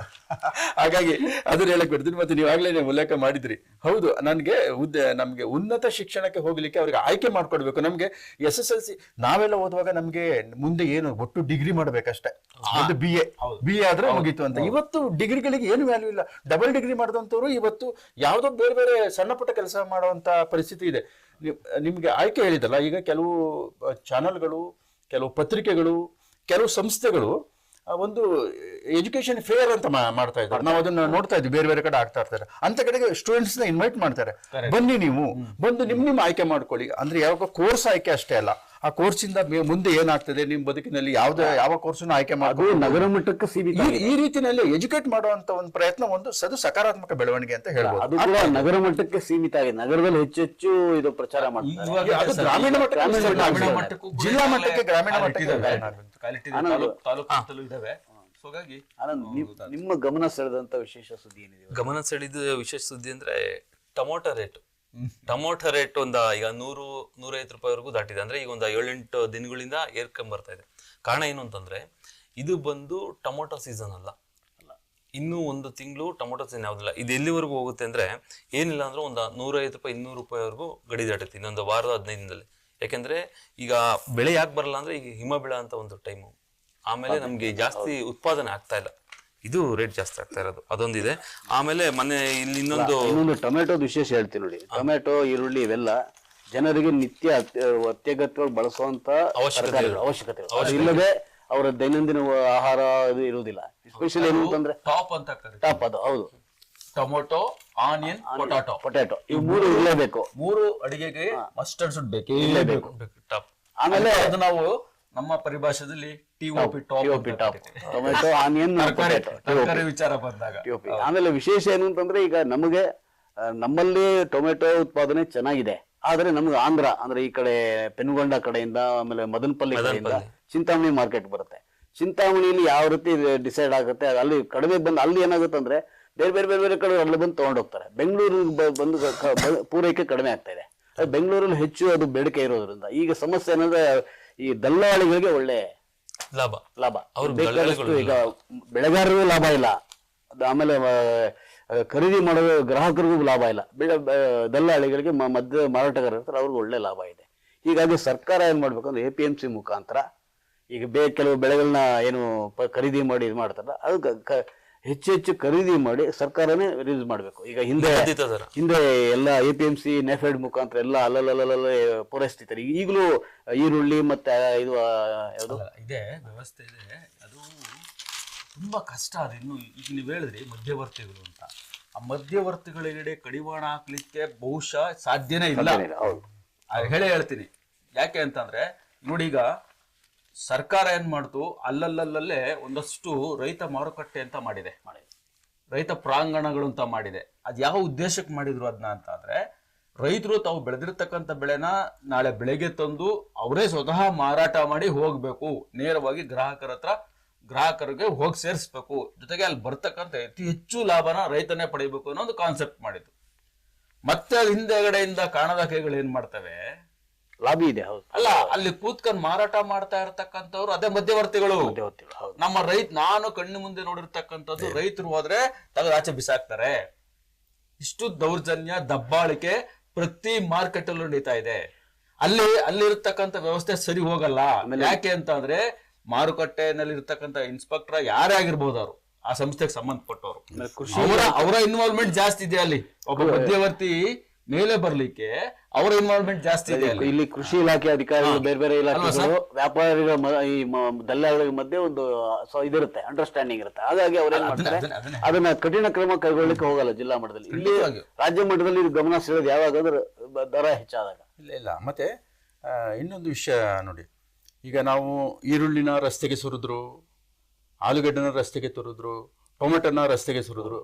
ಯಾಕೆ ರೈತ ಅವನೊಂದು ರೀತಿಯಲ್ಲಿ ಬೆಳೆದಿರುವಂತ ಬೆಳೆಗೆ ಸರಿಯಾದ ಬೆಲೆ ಸಿಕ್ಕಿಲ್ಲ ಅಂತ ಹೇಳಿದ್ರೆ ಆಕ್ರೋಶ ಸಹಜ, ಖಂಡಿತವಾಗಿ. ಯಾಕಂದ್ರೆ ಇಡೀ ಕುಟುಂಬ ಅದರಲ್ಲಿ ಇನ್ವಾಲ್ವ್ ಆಗಿರ್ತದೆ, ಬೆಳೆನಲ್ಲಿ ಇದು ಮಾಡಿರ್ತಾರೆ. ಅವರಿಗೆ ಇನ್ನೇನು ಬೆಳೆ ಕೈಗೆ ಬಂತು ಅನ್ನುವಾಗ ಸೂಕ್ತ ದರ ಸಿಕ್ಕಿಲ್ಲ ಅಂತ ಹೇಳಿದ್ರೆ ಖಂಡಿತವಾಗಿ ಅಂದ್ರೆ ಎಲ್ಲ ಒಂದ್ ಕಡೆಗೆ ನಾವು ಪ್ರತಿ ವರ್ಷ ನೋಡ್ತೀವಿ, ಒಂದು ಬೆಂಬಲ ಬೆಲೆ ಕೊಡಿ. ಈಗ ಅದೊಂದು ಇದಕ್ಕೆ ಬೆಂಬಲ ಬೆಲೆ ಸರ್ಕಾರ ನಿಗದಿ ಮಾಡುವಂಥದ್ದು, ಆ ಬೆಂಬಲ ಬೆಲೆನೂ ಸಿಗ್ತಾ ಇಲ್ಲ. ನೀವು ಆಗ್ಲೇ ಹೇಳಿದ್ರಿ ಮಾರ್ಕೆಟ್ಗಳಲ್ಲಿ ಇವತ್ತು ಹೇಗಾಗಿದೆ ಅಂತ ಹೇಳಿದ್ರೆ, APMC ರೈತರಿಗಾಗಿ ಮಾಡಿರುವಂತದ್ದು, ನೀವು ಹೇಳಿದ್ರೆ ರೈತ ಸಂತೆ ಮಾಡಿದ್ರು, ರೈತ ಪ್ರಾಂಗಣ ಮಾಡಿದ್ರು. ಅಷ್ಟೇ ಅಲ್ಲಿ ರೈತರು ಉತ್ಪನ್ನಗಳನ್ನ ಕೆಲವೊಮ್ಮೆ ನಿಮ್ಮ ಗದ್ದೆಗೆ ಬಂದು ಅಥವಾ ನಿಮ್ಮ ಹೊಲಕ್ಕೆ ಬಂದು ತಗೊಂಡು ಹೋಗುವಂತ ಇದಿದೆ. ಅಲ್ಲಿ ಮಧ್ಯವರ್ತಿಗಳ ಹಾವಳಿ ಹೇಗಾಗಿದೆ, ಸರ್ಕಾರ ಸಾಕಷ್ಟು ಕ್ರಮಗಳನ್ನ ತಗೊಂಡ್ರು, ಎಲ್ಲೂ ಅದನ್ನ ಪರಿಪೂರ್ಣವಾಗಿ ನಿಯಂತ್ರಣ ಮಾಡಲಿಕ್ಕೆ ಸಾಧ್ಯ ಆಗಿಲ್ಲ. ಮುಂದೆ ಭವಿಷ್ಯದಲ್ಲಿ ಆಗೋದು ಕಷ್ಟ. ನೀವು ಆಕ್ರೋಶ ಅಂತ ಹೇಳ್ತೀರಿ, ಸಹಜ. ಯಾಕೆ ಅಂತ ಅಂದ್ರೆ, ಒಬ್ಬ ರೈತ ಅವನು ಕಷ್ಟನೋ ಸುಖನೋ ಮಳೆನೋ ನೋಡಿ, ನಗರ ಪ್ರದೇಶಕ್ಕೆ ನೀವು 24 hours ಕರೆಂಟ್ ಕೊಡ್ತೀರಿ, ಹಳ್ಳಿಗಳು ರೈತರಿಗೆ ಎಷ್ಟು ಮಾಡ್ತೀರಿ, ಸಿಂಗಲ್ ಫೇಸ್ 4 hours. ಅದು ಯಾವಾಗ ಮಧ್ಯರಾತ್ರಿ 10 ಗಂಟೆ ಮೇಲೆ, ಮಧ್ಯರಾತ್ರಿ ಅವನಿಗೆ ಹಾವು ಕಚ್ಚುತ್ತಾ, ಯಾಕಿಂತ ಅವ್ಯವಸ್ಥೆ ನನಗೆ ಅರ್ಥ ಆಗ್ತಾ ಇಲ್ಲ. ನೀವು ಕೈಗಾರಿಕೆಗೋಸ್ಕರ ಇಷ್ಟೊಂದು ಪ್ರಾಮುಖ್ಯತೆ ಕೊಡ್ತಾ ಇದ್ದೀರಲ್ಲ, ತಿನ್ನು ಅನ್ನಕ್ಕೆ ಏನ್ ಮಾಡ್ತಾ ಇದ್ದೀರಾ? ಆಗಿದ್ರೆ ಅವನು ಅಷ್ಟೆಲ್ಲಾ ಕಷ್ಟ ಪಡ್ತಾನೆ, ರಾತ್ರಿ ಹೋಗ್ತಾನೆ, ಚಳಿ ಅನ್ನೋದಿಲ್ಲ, ಮಳೆ ಅನ್ನೋದಿಲ್ಲ, ನೀರ್ ಕಟ್ತಾನೆ, ವ್ಯವಸಾಯ ಮಾಡ್ತಾನೆ, ಕೈಗೆ ಬಂದು ತುತ್ತಿನ ಅವ್ನು ಮಾರಾಟ ಮಾಡಕ್ ಹೋದಾಗ ಮತ್ತಲ್ಲಿ ನೀವು ಅವ್ನು ಮೋಸ ಮಾಡ್ತೀರಿ. ಇದೆಷ್ಟು ಮಟ್ಟಿಗೆ ಸತ್ಯ ಸರ್? ಎಷ್ಟು ಮಟ್ಟಿಗೆ ನಿಜ ಹೇಳಿ? ಅಲ್ಲ, 100ಕ್ಕೆ 100 ಇದನ್ನು ಒಪ್ಪುವಂತ ವಿಷಯ ಇದು. ಆದ್ರೆ ಇದಕ್ಕೆ ಯಾರು ಈಗ ನಾವೇನೇ ನೋಡ್ಕೊಂಡು ಬರ್ತಾ ಇದ್ವಿ, ಇಲ್ಲ ಸುಧಾರಣೆ ಆಗುತ್ತೆ, ಸುಧಾರಣೆ ಇವತ್ತಿಗೂ ಆಗಿಲ್ಲ. ನಾನು ಅದಕ್ಕೆ ಹೇಳಿದ್ರೆ ಮುಂದೆ ಆಗುತ್ತೋ ಅನ್ನೋದು ನಮಗೆ ಅದು ಇಲ್ಲ ಬಿಡಿ, ಅದು ಗೊತ್ತಿಲ್ಲ. ಅಂದ್ರೆ ರೈತರು ಏನಿಲ್ಲ, ಈಗ ನೋಡಿ, ನಾವು ಯಾವುದೇ ಪ್ರತಿ ಉತ್ಪಾದನೆಗೂ ಅವನು ದರ ನಿಗದಿ ಮಾಡ್ತಾನೆ. ರೈತ ಬೆಳೆದ ಬೆಳೆಗೆ ದರ ನಿಗದಿ ಮಾಡುವಂತ ರೈಟ್ಸ್ ಅವನಿಗಿಲ್ಲ. ಇದು ದೊಡ್ಡ ಇದು ನಮ್ಮ ವ್ಯವಸ್ಥೆ ದುರಂತ. ನಾನು ಬೆಳೆದಂತ ಬೆಳೆಗೆ ನೋಡಪ್ಪ ಇವತ್ತು ನಾನು 1 kg ಟೊಮೆಟೊಗೆ 15 ರೂಪಾಯಿ, ಅದಕ್ಕೆ ಬೇಕಿದ್ರೆ ತಗೊಂಡೋಗಿಲ್ಲ ಅಂದ್ರೆ ನಾನು ಕೊಡಲ್ಲ, ಆತರ ಹೇಳಕ್ ಆಗಲ್ಲ. ಯಾಕಂದ್ರೆ ಬೆಳೆದ ಇಟ್ಕೊಳಕ್ ಆಗಲ್ಲ. ಕಾರಣ ಏನು? ಅನಿವಾರ್ಯ ಕಾರಣ ಏನಂದ್ರೆ ಅದ್ರ ಜೊತೆಗೆ ಇವರು ಸ್ಟೋರೇಜ್ ವ್ಯವಸ್ಥೆನ ರೈತರಿಗೆ ಮಾಡ್ಕೊಡೋದು. ಯಾಕಂದ್ರೆ ಈರುಳ್ಳಿ ಮತ್ತೆ ಇದು ಆಲೂಗಡ್ಡೆ ಇದೆಯಲ್ಲ, ಕೆಲವು ದಿನ ಕಾಲ ಅದು ಉಳಿಯುತ್ತೆ. ಆದ್ರೆ ಟೊಮೆಟೊ ಇದೆಯಲ್ಲ 2-3 ದಿನದಲ್ಲೇ ಅದು ಇಲ್ಲ, ಅದು ಹಾಗಾಗಿ ಶೀತಲೀಕರಣ ಕೇಂದ್ರಗಳನ್ನ ನೀವು ಪ್ರಾರಂಭ ಮಾಡಿದ್ದೆ ಆದಲ್ಲಿ ನೋಡಿ ಸರ್, ಈಗ ಆಪಲ್ ನಿಮ್ಗೆ ಒಂದ್ ಇಡೀ ವರ್ಷ ಕೊಡ್ತೀರಿ, ಇಡೀ ವರ್ಷ ಆಪಲ್ ಎಲ್ಲಿ ಬೆಳಿತೀರಿ ನೀವು? ಈರುಳ್ಳಿನೂ ಅಷ್ಟೇ, ಅವೆಲ್ಲ ಒಂದೊಂದು ಭಾಗದಲ್ಲಿ ಒಂದೊಂದು ಸೀಸನ್ ಅಲ್ಲಿ ಬೆಳ್ಕಟ್ತಾ ಹೋಗ್ತಾರೆ. ಆದ್ರೆ ನಿಮ್ಗೆ ಪ್ರತಿ ಸಲ ಈರುಳ್ಳಿ ಬೇಕೇ ಬೇಕು. ಎಲ್ಲಿಂದ ಬರುತ್ತೆ ಈರುಳ್ಳಿ? ನಿಮ್ಗೆ ಒಬ್ಬ ದಳ್ಳಾಳಿಗೆ ಇರತಕ್ಕಂತ ವ್ಯವಸ್ಥೆ ಈಗ ಇದಾವೆ, ಕೋಲ್ಡ್ ಸ್ಟೋರೇಜ್ ಗಳೆಲ್ಲ ಇದಾವೆ, ಅಲ್ಲೂ ಕೂಡ ಲಾಭ. ಹೇಳ್ತೀನಿ ಸರ್, ಅಲ್ಲೂ ಕೂಡ ಲಾಭ ಸರ್ಕಾರದಲ್ಲಿ ಸಂಗ್ರಹ ಮಾಡಿರ್ತಾರೆ. ಅಲ್ಲಲ್ಲ, ಒಂದ್ ನಿಮಿಷ ಅಲ್ಲಿ ಏನಾಗ್ತಾ ಇದೆ, ನಿಜವಾದ ರೈತರಿಗೆ ಅವ್ರು ಜಾಗ ಕೊಡ್ತಾ ಇಲ್ಲ ಅಲ್ಲಿ. ಇದು ಹೋರಾಟ, ಇದು ಮುಂದಿನ ದಿನಗಳಲ್ಲಿ ನಮ್ಮ ವಾಹಿನಿ ಮುಂದಿನ ದಿನಗಳಲ್ಲಿ ಇದ್ರ ಬಗ್ಗೆ ನಾವು ಚರ್ಚೆ ಮಾಡ್ಲಿಕ್ಕೋಸ್ಕರ ನೆಗಿಲೋಗಿ ಕಾರ್ಯಕ್ರಮ ಇಟ್ಟಿದೀವಿ, ನಾವು ಮಾಡ್ತೇವೆ ಸರ್. ಇನ್ನೊಂದು, ನೀವು ರೈತರಿಗೆ ಅನ್ಯಾಯ ಆಗ್ತಿದೆ ಅಂದ್ರಲ್ಲ, 100%. ನಾವು ಚಿಕ್ಕ ಹುಡುಗರು ಇದ್ದಾಗ ಒಂದು ನೀರ ಅಂತ ಹೇಳ್ಬಿಟ್ಟು ಒಂದು ಗಲಾಟೆ ಆಯ್ತು, ನಿಮ್ಗೆ ಗೊತ್ತಿರ್ಬೇಕು. ತೆಂಗಿನ ಮರದ ಕಟ್ಟಕ್ಕೆ ಹೋದ್ರು ನೀರ ಅಂತ ಹೇಳ್ಬಿಟ್ಟು. ಚನ್ನಪಟ್ಟಣ ಕಡೆ ಅದು ಜಾಸ್ತಿ, ಚಂದ್ರಪಟ್ಟಣ ಮತ್ತೆ ಹಾಸನ ಡಿಸ್ಟಿಕ್ ಅಲ್ಲಿ ಜಾಸ್ತಿ ನೀರ ಕಟ್ಟಕ್ ಶುರು ಮಾಡಿದ್ರು. ಅವಾಗ ಏನ್ ಮಾಡಿದ್ರು ಗೊತ್ತಾ, ರೈತರುಗಳನ್ನ ಒಂದ್ ವಾರ 15 ದಿನ ಕಟ್ಟಿದ್ರು, ನೀರ ಇಳಿಸ್ತಾ ಇದ್ರು, ಮಾರ್ಕೊಂತ ಇದ್ರು. ಡೈರೆಕ್ಟ್ ಲಾಭ ರೈತರಿಗೆ ಇತ್ತು. ಇದು ಏನಾಯ್ತೋ ಏನೋ ಗೊತ್ತಿಲ್ಲ, ಈ ಅಬಕಾರಿ ಇಲಾಖೆ ಡಿಪಾರ್ಟ್ಮೆಂಟ್ ಇಂದ ಒತ್ತಡ ಜಾಸ್ತಿ ಹಾಕಿ ಪ್ರತಿ ಊರಿಗೂ ಹೋಗಿ ರೈತರುಗಳನ್ನ, ಅವಾಗ ಇವ್ರು ಕೋಡಿಹಳ್ಳಿ ಚಂದ್ರಶೇಖರ್ ಅಧ್ಯಕ್ಷರೇನೋ ಇದ್ರು, ಅವ್ರ ಸಮೇತನು ತಗೊಂಡ ಎಲ್ಲಾನು ಬಳ್ಳಾರಿ ಜೈಲ್ಗೆ ಹಾಕಿದ್ರು. ಎಷ್ಟು ದಿನ? ಕರೆಕ್ಟ್ 1 ವರ್ಷ ಬಳ್ಳಾರಿ ಜೈಲ್ಗೆ ಹಾಕಿದ್ರು ರೈತನ. ಅವಾಗಿಂದ ನೀರನ್ನ ಸ್ಟಾಪ್ ಮಾಡಿದ್ರು. ಕಾರಣ ಏನು? ಡೈರೆಕ್ಟ್ ಆಗಿ ರೈತರಿಗೆ ಲಾಭ ಬರ್ತಾ ಇದ್ದು. ಇಲ್ಲಿ ರೈತರಿಗೆ ಎಷ್ಟು ತೊಂದರೆ ಆಯ್ತು ನೋಡಿ, ಅವ್ರದೇ ಮರದಲ್ಲಿ ಅವರೇ ಇಳಿಸ್ಕೊಂಡು ಅವರೇ ಲಾಭ ತಗೊಂತ ಇದ್ರು ಅಂತ ಸ್ಟಾಪ್ ಮಾಡಿ. ಅಂದ್ರೆ ಮುಂಚೆಯಿಂದನೂ ಇವಾಗ್ನವರ್ಗುನು ರೈತರಿಗೆ ದಬ್ಬಾಳಿಕೆ ಆಗ್ತಾ ಇರುತ್ತೆ, ಮುಂದೆನೂ ರೈತರಿಗೆ ದಬ್ಬಾಳಿಕೆ ಆಗ್ತಾ ಇರುತ್ತೆ. ಅವ್ರು ಯಾವುದೇ ಅನುಕೂಲಗಳು ಇಲ್ಲ ನೀರಾವರಿ ಸಂಬಂಧ. ಹೌದು. ಆಮೇಲೆ ಇದ್ರ ಜೊತೆಗೆ ಈಗ ಇನ್ನೊಂದು, ಈಗ ನಾವೇನಾಗಲೇ ವಿದ್ಯುತ್ ಬಗ್ಗೆ ಶೀತಲೀಕರಣ ಇದು ಮಾಡಿದ್ವಿ. ಈಗ ಒಂದು ಹೊಸ ಸುದ್ದಿ ಏನ್ ಬಂದಿದೆ, ಈಗ ಸಾಂಪ್ರದಾಯಿಕ ವಿದ್ಯುತ್ ಏನು ಉತ್ಪಾದನೆ ಇದೆ, ಉಷ್ಣ ವಿದ್ಯುತ್, ಜಲ ವಿದ್ಯುತ್, ಅದರ ಜೊತೆಗೆ ಈಗ ರಾಜ್ಯದಲ್ಲಿ ಸೌರ ವಿದ್ಯುತ್ ಉತ್ಪಾದನೆ ಹೆಚ್ಚಾಗ್ತಿದೆ. ಈಗ ಸೌರ ಸ್ವಾಸ್ಥ್ಯ ಯೋಜನೆ ಅಡಿ ಈಗ ರಾಜ್ಯದಲ್ಲಿ 5,000 ಆರೋಗ್ಯ ಕೇಂದ್ರಗಳಿಗೆ ಏನು ಸೋಲಾರ್ ಕೊಡ್ತಿದ್ದಾರೆ. ಸೊ ಇದೊಂದು ಒಳ್ಳೆ ಇದು. ಆಮೇಲೆ 10 ಕಿಲೋವ್ಯಾಟ್ ವರೆಗೂ ಘಟಕಗಳನ್ನ ಸ್ಥಾಪನೆ ಮಾಡ್ತಿದ್ದಾರೆ. ಸೊ ಹೀಗಾಗಿ ಇದು ಕಳೆದ ಒಂದು ವರ್ಷದಲ್ಲಿ 3,600 ಆಸ್ಪತ್ರೆಗಳು ಸೌರ ವಿದ್ಯುತ್ ಘಟಕ ಅಳವಡಿಸ್ತಾರೆ. ಆಗೇನಾಗುತ್ತೆ, ಅವಾಗ ನಮಗೆ ಈ ಸಾಂಪ್ರದಾಯಿಕ ವಿದ್ಯುತ್ತಿನ ಮೇಲೆ ಅವಲಂಬನೆ ಕಡಿಮೆ ಆಗುತ್ತೆ. ಆಮೇಲೆ ನಾವು ಹೊರಗಡೆ ರಾಜ್ಯಗಳಿಂದ ನಾವು ಹೆಚ್ಚು ದರ ಕೊಟ್ಟು ಏನು ಖರೀದಿ ಮಾಡ್ತಿದೀವಿ, ಅದು ನಮಗೆ ವೆಚ್ಚ ಉಳಿಯುತ್ತೆ. ಆಮೇಲೆ ಇದು ಏನು ಅಲ್ಲಿ ಆಸ್ಪತ್ರೆ ಬೇರೆ ಅವ್ರಿಗೂ ತುಂಬಾ ಅನುಕೂಲ ಆಗುತ್ತೆ. ಹೀಗಾಗಿ ಇದೊಂದು ಒಳ್ಳೆ ಉದಾಹರಣೆ, ಇದು ಒಳ್ಳೆ ವ್ಯವಸ್ಥೆ ಅನ್ಬೋದು. ಆಮೇಲೆ ಸರ್ಕಾರ ಕೂಡ ಎಲ್ಲ ಬೇರೆ ಸೋಲಾರ್ ಸಾಧನ ನಿರ್ವಹಣೆ ಅದ್ರ ದೃಷ್ಟಿಯಿಂದ ಇದು ಮಾಡ್ತೇವೆ. ಆಮೇಲೆ ಇನ್ನೊಂದು ನಿಮ್ಗೆ ಗೊತ್ತಿರಬೇಕು, ಪಾವಗಡದ ಹತ್ರ ಅತಿ ದೊಡ್ಡ ಇಡೀ ಬಹುಶಃ ಏಷ್ಯಾದಲ್ಲೇ ಅತಿ ದೊಡ್ಡದು ಅಂತ, ಗುಜರಾತ್ ನಂತರ ಅದು ಬಹುಶಃ ಅತಿ ದೊಡ್ಡದು. ಅದು ಇನ್ನಷ್ಟು ಅದನ್ನು ವಿಸ್ತರಣೆ ಮಾಡ್ತಿದ್ದಾರೆ. ಈಗ ಇದು ನಿಜವಾಗಿ ಒಳ್ಳೆ ಸುದ್ದಿನೇ ಅದು, ಯಾಕಂದ್ರೆ ಪ್ರತಿ ಮನೆಗಳಲ್ಲೂ ಕೂಡ. ಹೌದು, ಅಲ್ಲ ಈಗ ಅದಕ್ಕೆ ಸರ್ಕಾರ ಅವಕಾಶ ಮಾಡಿಕೊಟ್ಟಿದೆ. ಅಂದ್ರೆ ಸೌರಶಕ್ತಿಗೆ ಯಾಕೆ ಹೆಚ್ಚು ಆದ್ಯತೆನ ಕೊಡ್ತಾ ಇದ್ದಾರೆ ಅಂತ ಹೇಳಿದ್ರೆ, ಎಲ್ಲೊಂದ್ ಕಡೆ ಈಗ ಥರ್ಮಲ್ ವಿದ್ಯುತ್ ಇರ್ಬೋದು, ನಮ್ಗೆ ಜಲ ವಿದ್ಯುತ್ ಇರ್ಬೋದು, ಇಂಥವ್ರ ಮೇಲೆ ಒತ್ತಡನ ಕಡಿಮೆ ಮಾಡುವಂತ ಉದ್ದೇಶಕ್ಕೆ ಜಲ ವಿದ್ಯುತ್ ಎಲ್ಲ ಒಂದ್ ಕಡೆಗೆ ಆದ್ರೆ ಪರಿಸರದ ಮೇಲೆ ಅದು ಒಂದ್ ರೀತಿಯಲ್ಲಿ ಎಫೆಕ್ಟ್ ಆಗುತ್ತೆ. ಥರ್ಮಲ್ ಮೇಲೆ ನಮಗೆ ಆ ಸಮಸ್ಯೆನೂ ಇದೆ. ಹಾಗಾಗಿ ಸೌರಶಕ್ತಿ ವಿದ್ಯುತ್ತಿಗೆ ಏನು ಸರ್ಕಾರ ಆದ್ಯತೆ ಕೊಟ್ಟಿದ್ದೀವಿ, ಅದನ್ನು ಪ್ರಮುಖವಾಗಿ ಸರ್ಕಾರ ಆಸ್ಪತ್ರೆಗಳಲ್ಲಿ ಅಂತ ಹೇಳಿದ್ರು. ಯಾಕಂತ ಹೇಳಿದ್ರೆ ನೋಡಿ, ನಮ್ಗೆ ಚಾಮರಾಜನಗರದಲ್ಲಿ ಕಳೆದ ಒಂದು ಕೊರೋನಾ ಸಂದರ್ಭದಲ್ಲಿ ಕರೆಂಟ್ ಹೋಯ್ತು ಅನ್ನೋ ಕಾರಣಕ್ಕೆ ಅಲ್ಲ, ಈಗಲೂ ನವಜಾತ ಶಿಶುಗಳು ಎಷ್ಟೋ ಸರ್ಜರಿ ಕರ್ನಾಟಕದಲ್ಲಿ ಸರ್ಜರಿ ಮಾಡಿದ್ದಾರೆ ರೀಸೆಂಟ್ ಆಗಿ. ಹಾಗಾಗಿ ಅದು ಕೆಲವು ಟೈಮ್ ಪ್ರಾಣ ಕಳ್ಕೊಳ್ಳುವಂತ ಪರಿಸ್ಥಿತಿ, ವೈದ್ಯರಿಗೂ ಅನಿವಾರ್ಯ ಪರಿಸ್ಥಿತಿ. ಯಾರು ಕರೆಂಟ್ ನ ಉತ್ಪತ್ತಿ ಮಾಡಕ್ಕಾಗಲ್ಲ, ತಕ್ಷಣಕ್ಕೆ ಮಾಡ್ಲಿಕ್ಕೆ ಆಗದೆ ಇರುವಂತದ್ದು. ಹಾಗಾಗಿ ಅದು ಸರ್ಕಾರಿ ಆಸ್ಪತ್ರೆಗಳಲ್ಲಿ ಸೌರಶಕ್ತಿ ವಿದ್ಯುತ್ ಅಳವಡಿಸ್ತೀವಿ, ಅತ್ಯಗತ್ಯ ಸೇವೆ ಆರೋಗ್ಯದ್ದು. ಹಾಗಾಗಿ ಕೆಲವು ಇಂಥ ಕಡೆ ಏನಾಗುತ್ತೆ, 24 hours 24 ಗಂಟೆ ವಿದ್ಯುತ್ ಪೂರೈಕೆ ಇರ್ಲೇಬೇಕು. ಹೌದು, ಅದು ಅನಿವಾರ್ಯ. ಯಾಕಂದ್ರೆ ಒಂದು ಸ್ವಲ್ಪ ಬರೀ ಚಾಮರಾಜನಗರ ಅಷ್ಟೇ ಅಲ್ಲ, ಭಾರತದಲ್ಲಿ ಸುಮಾರು ಈ ತರ ವಿದ್ಯುತ್ ಅವಘಡಗಳಿಗೆ ಮಕ್ಕಳು, ಅದು ಎಸ್ಪೆಷಲಿ ನವಜಾತ ಶಿಶುಗಳು. ಹೌದು, ಇನ್ನೊಂದು ವಿಷಯ ಬಂದಿದೆ, ಆಟೋ ಚಾಲಕನ ಮೇಲೆ ಪರಭಾಷಿಕರ ಆರ್ಭಟ ಅಂತ ಹೇಳಿ ಹಾಕಿದ್ದಾರೆ. ಅಂದ್ರೆ ಬೇರೆ ಭಾಷೆಯವ್ರು ಬಂದ್ಬಿಟ್ಟು ಕನ್ನಡಿಗರ ಮೇಲೆ ದಿನೇ ದಿನೇ ಹೆಚ್ಚುತ್ತಾನೆ ಇದೆ. ಬೆಂಗಳೂರಿನಲ್ಲಿ ಬೆಂಗಳೂರಿನ ಅದು ಎಲ್ಲ ಬೇರೆ ಕಡೆ ಇಲ್ಲ, ಬೆಂಗಳೂರಲ್ಲೇ ಹೆಚ್ಚುತ್ತಾ ಇರೋದು. ಪ್ರತಿ ಸಾರಿ ನೀವು ಅನ್ಕೊಂತೀರಾ ರವೇಣ, ನಿಮ್ಗೆ ಗೊತ್ತಿರುತ್ತೆ, ಈಗ ನಿಮ್ಗೆ ಇದ್ರ ಕಡೆ ಹೋಗಿ ನಿಲ್ಸಂದ್ರ ಹೋಗಿ ಆಸ್ಟಿನ್ ಟೌನ್ ಹೋಗಿ ಬೇರೆ ಬೇರೆ ಕಡೆ ಹೋಗಿದೆ, ಅಲ್ಲಿ ಕನ್ನಡದವ್ರು ಜಾಸ್ತಿ ಜನ ಇಲ್ಲ. ಅಲ್ಲೆಲ್ಲ ಏನಾಗ್ತಾ ಇದೆ ಅಂದ್ರೆ ತುಂಬಾ ಅಂದ್ರೆ ತುಂಬಾ ಕನ್ನಡದವ್ರ ಮೇಲೆ ದಬ್ಬಾಳಿಕೆ ಆಗುತ್ತೆ. ಆಮೇಲೆ ಈ ಕಡೆ ನೀವು ಅಲ್ಲ, ನೀವು ಐಟಿ ಬಿಟಿ ಹಬ್ಬಿರೋ ಕಡೆ ಎಲ್ಲ ಅದೇ ಸಮಸ್ಯೆಗಳು. ಅದೇ ಸಮಸ್ಯೆ. ಆಮೇಲೆ ಕನ್ನಡದವರು ಅಂತ ಹೇಳ್ಕೊಳ್ಳೋಕ್ಕೂ ಒಂದು ಭಯದ ವಾತಾವರಣ ಇದೆ. ಇದು ನಡೀತಾ ಇರೋಂತ ವಿಷಯ. ಏಕೆಂದ್ರೆ ಮೊನ್ನೆ ಬ್ಯಾಂಕ್ ಅಲ್ಲಿ ನೋಡಿರ್ಬೋದು, ಕನ್ನಡ ಮಾತಾಡಬೇಡ ಈಚೆ ಹೋಗು ಅಂತ ಕಳಿಸ್ತಾರೆ. ಮತ್ತೆ ಆಟೋದವರು ಮೊನ್ನೆ ಯಾರೋ ಒಂದು ಲೇಡಿ ಕನ್ನಡದ ಒಬ್ಬ ಆಟೋ ಡ್ರೈವರ್ಗೆ ಚಪ್ಪಲಿ ತಗೊಂಡು ಹೊಡೆದಿದ್ದಾರೆ. ಹೌದು ಹೌದು, ಇದೆಲ್ಲ ನಡೀತಾ ಇದೆ. ಇದ್ರ ಬಗ್ಗೆ ಯಾಕೆ ಯಾರು ಇದ್ರ ಬಗ್ಗೆ ಗಮನ ಹರಿಸ್ತಾ ಇಲ್ಲ? ಆಮೇಲೆ ಒಂದೊಂದು ಹೇಳ್ಬಿಡ್ತೀನಿ, ನಾನ್ ನೋಡಿದ ಮಟ್ಟಿಗೆ ಮೊದ್ಲು ಆ ತರ ಬೇರೆ ಭಾಷೆಯವರು ಬೇರೆ ಬೇರೆ ಜಾಗದಲ್ಲಿ ಇರ್ತಿದ್ರು ಹೊರತು ಕನ್ನಡದವ್ರು ಕೆಲಸ ಮಾಡೋ ಜಾಗದಲ್ಲಿ ಇರ್ತಿರ್ಲಿಲ್ಲ. ಈಗ ಮೊನ್ನೆ ಯಾವ್ದೋ ದೇವಸ್ಥಾನಕ್ಕೆ ಹೋಗಿದ್ದೀನಿ, ದೇವಸ್ಥಾನ ಇದು ನಾನು ನೋಡಿರೋ ಕಣ್ಣಾರ ನೋಡಿರೋದು, ದೇವಸ್ಥಾನದಲ್ಲಿ ಪೂಜೆ ಮಾಡೋ ಪೂಜಾರಿ ಹಿಂದಿಯವರು, ಕನ್ನಡದವರಿಲ್ಲ. ಪೂಜೆ ಮಾಡೋರು ಅವ್ರು ನಾವು ಕನ್ನಡದಲ್ಲಿ ಅರ್ಚನೆ ಹೇಳ್ತಾ ಇದೀವಿ, ಅವ್ರಿಗೆ ಗೊತ್ತಾಗ್ತಿಲ್ಲ, ಅವ್ರೇನೋ ಹೇಳ್ತಾ ಇದಾರೆ ಮಾಡ್ತಾ ಇದ್ದಾರೆ. ಅಂದ್ರೆ ಎಲ್ಲಿಗೆ ಬಂದು ನಿಂತ್ಕೊಂಡಿದ್ರು ನೋಡಿ, ದೇವಸ್ಥಾನದವರೆಗೂ ಪರಭಾಷೆ ಬಂದು ನಿಂತ್ಕೊಂಡಿದ್ದಾರೆ. ಇದಕ್ಕೆ ಕಾರಣ ಇಷ್ಟೇ, ಏನಂತಂದ್ರೆ ಒಂದು ನಮ್ಮ ಬೆಂಗಳೂರಿಗೆ ಸಾಕಷ್ಟು ಸಾವಿರಾರು ಉದ್ಯಮಗಳ ಆಗಮನ, ಆಮೇಲೆ ಬೇರೆ ಬೇರೆ ರಾಜ್ಯಗಳಿಂದ ಎಲ್ಲರೂ ಇಲ್ಲಿ ವಲಸೆ ಬಂದಿದ್ದಾರೆ. ಅವ್ರದೇ ಒಂದು ಸ್ವತಂತ್ರವಾಗಿ ಅವ್ರದೇ ಇದಾಗಿದೆ. ಆಮೇಲೆ ಸರ್ಕಾರದ ನಿಯಮಗಳು ಕೂಡ ಅವ್ರ ಪೂರಕವಾಗಿದೆ. ಕನ್ನಡಕ್ಕೆ ಈ ತರ ಅನ್ಯಾಯ ಆದಾಗ ತಕ್ಷಣ ಸ್ಥಳೀಯ ಮಟ್ಟದ ಅಧಿಕಾರಿಗಳು ಕ್ರಮ ತಗೊಳ್ಳುವಂತ ಇದು ಗಮನ ಕೊಡ್ತಿಲ್ಲ. ಆಮೇಲೆ ಆದರೆ ಇದ್ರ ಜೊತೆಗೆ ಕನ್ನಡ ಸಂಘ ಸಂಸ್ಥೆಗಳೇನಿದೆ ಅವು ಆಯಾ ಸ್ಥಳೀಯ ಮಟ್ಟದಲ್ಲಿ ಹೋರಾಟ ನಡೆಸಿವೆ. ಅದೊಂದು ಸುಮಾರು 2-3 ಪ್ರಸಂಗಗಳಾಗಿದೆ. ನೀವು ಹೇಳಿದ್ರಲ್ಲ, ಇದು ಒಂದು ತರ ಆದ್ರೆ ಏನ್ ಸರ್, ಇದು ಒಂದು ತರ ಆದ್ರೆ ಈ ವಿದೇಶಿ ಪ್ರಜೆಗಳಿಂದ ಅಂದ್ರೆ ಈಗ ಏನು ನೈಜೀರಿಯಾ, ಹೊರಗಡೆ ನೋಡ್ರಿ, ಇವಾಗ ನಿನ್ನೆಲ್ಲ ನೋಡ್ತಿದ್ದಾರೆ 135 kg ಏನೋ ಡ್ರಗ್ಸ್ ನ. ಅಲ್ಲ ಏನಾಗಿದೆ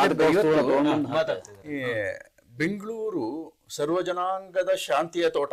ಅವರು ಕರ್ನಾಟಕ ಸರ್ಕಾರ ಕರ್ನಾಟಕಕ್ಕೆ ಹೇಳ್ತಾರೆ, ಆದ್ರೆ ಬೆಂಗಳೂರು ಸರ್ವಜನಾಂಗದ ಅಶಾಂತಿಯ ತೋಟ ಪರಿಸ್ಥಿತಿ ಆಗುವಂತ ಪರಿಸ್ಥಿತಿ ನಿರ್ಮಾಣ ಆಗ್ತದೆ. ಯಾಕಂತ ಹೇಳಿದ್ರೆ ನೋಡಿ, ಬಹುತೇಕ ಎಲ್ಲಿ ಐಟಿ ಜಾಸ್ತಿ ಇದೆ, ಅದು ವೈಟ್ ಫೀಲ್ಡ್ ಇರ್ಬೋದು, ಎಲೆಕ್ಟ್ರಾನಿಕ್ ಸಿಟಿ ಇರ್ಬೋದು, ಈ ರೀತಿ ಪ್ರದೇಶಗಳಲ್ಲಿ ಬೇರೆ ಬೇರೆ ಪ್ರಮುಖವಾಗಿ ನೈಜೀರಿಯನ್ ಸಿಟಿಜನ್ಸ್ ಮತ್ತೆ ಬೇರೆ ದೇಶಗಳವರು ಇರ್ಬೋದು.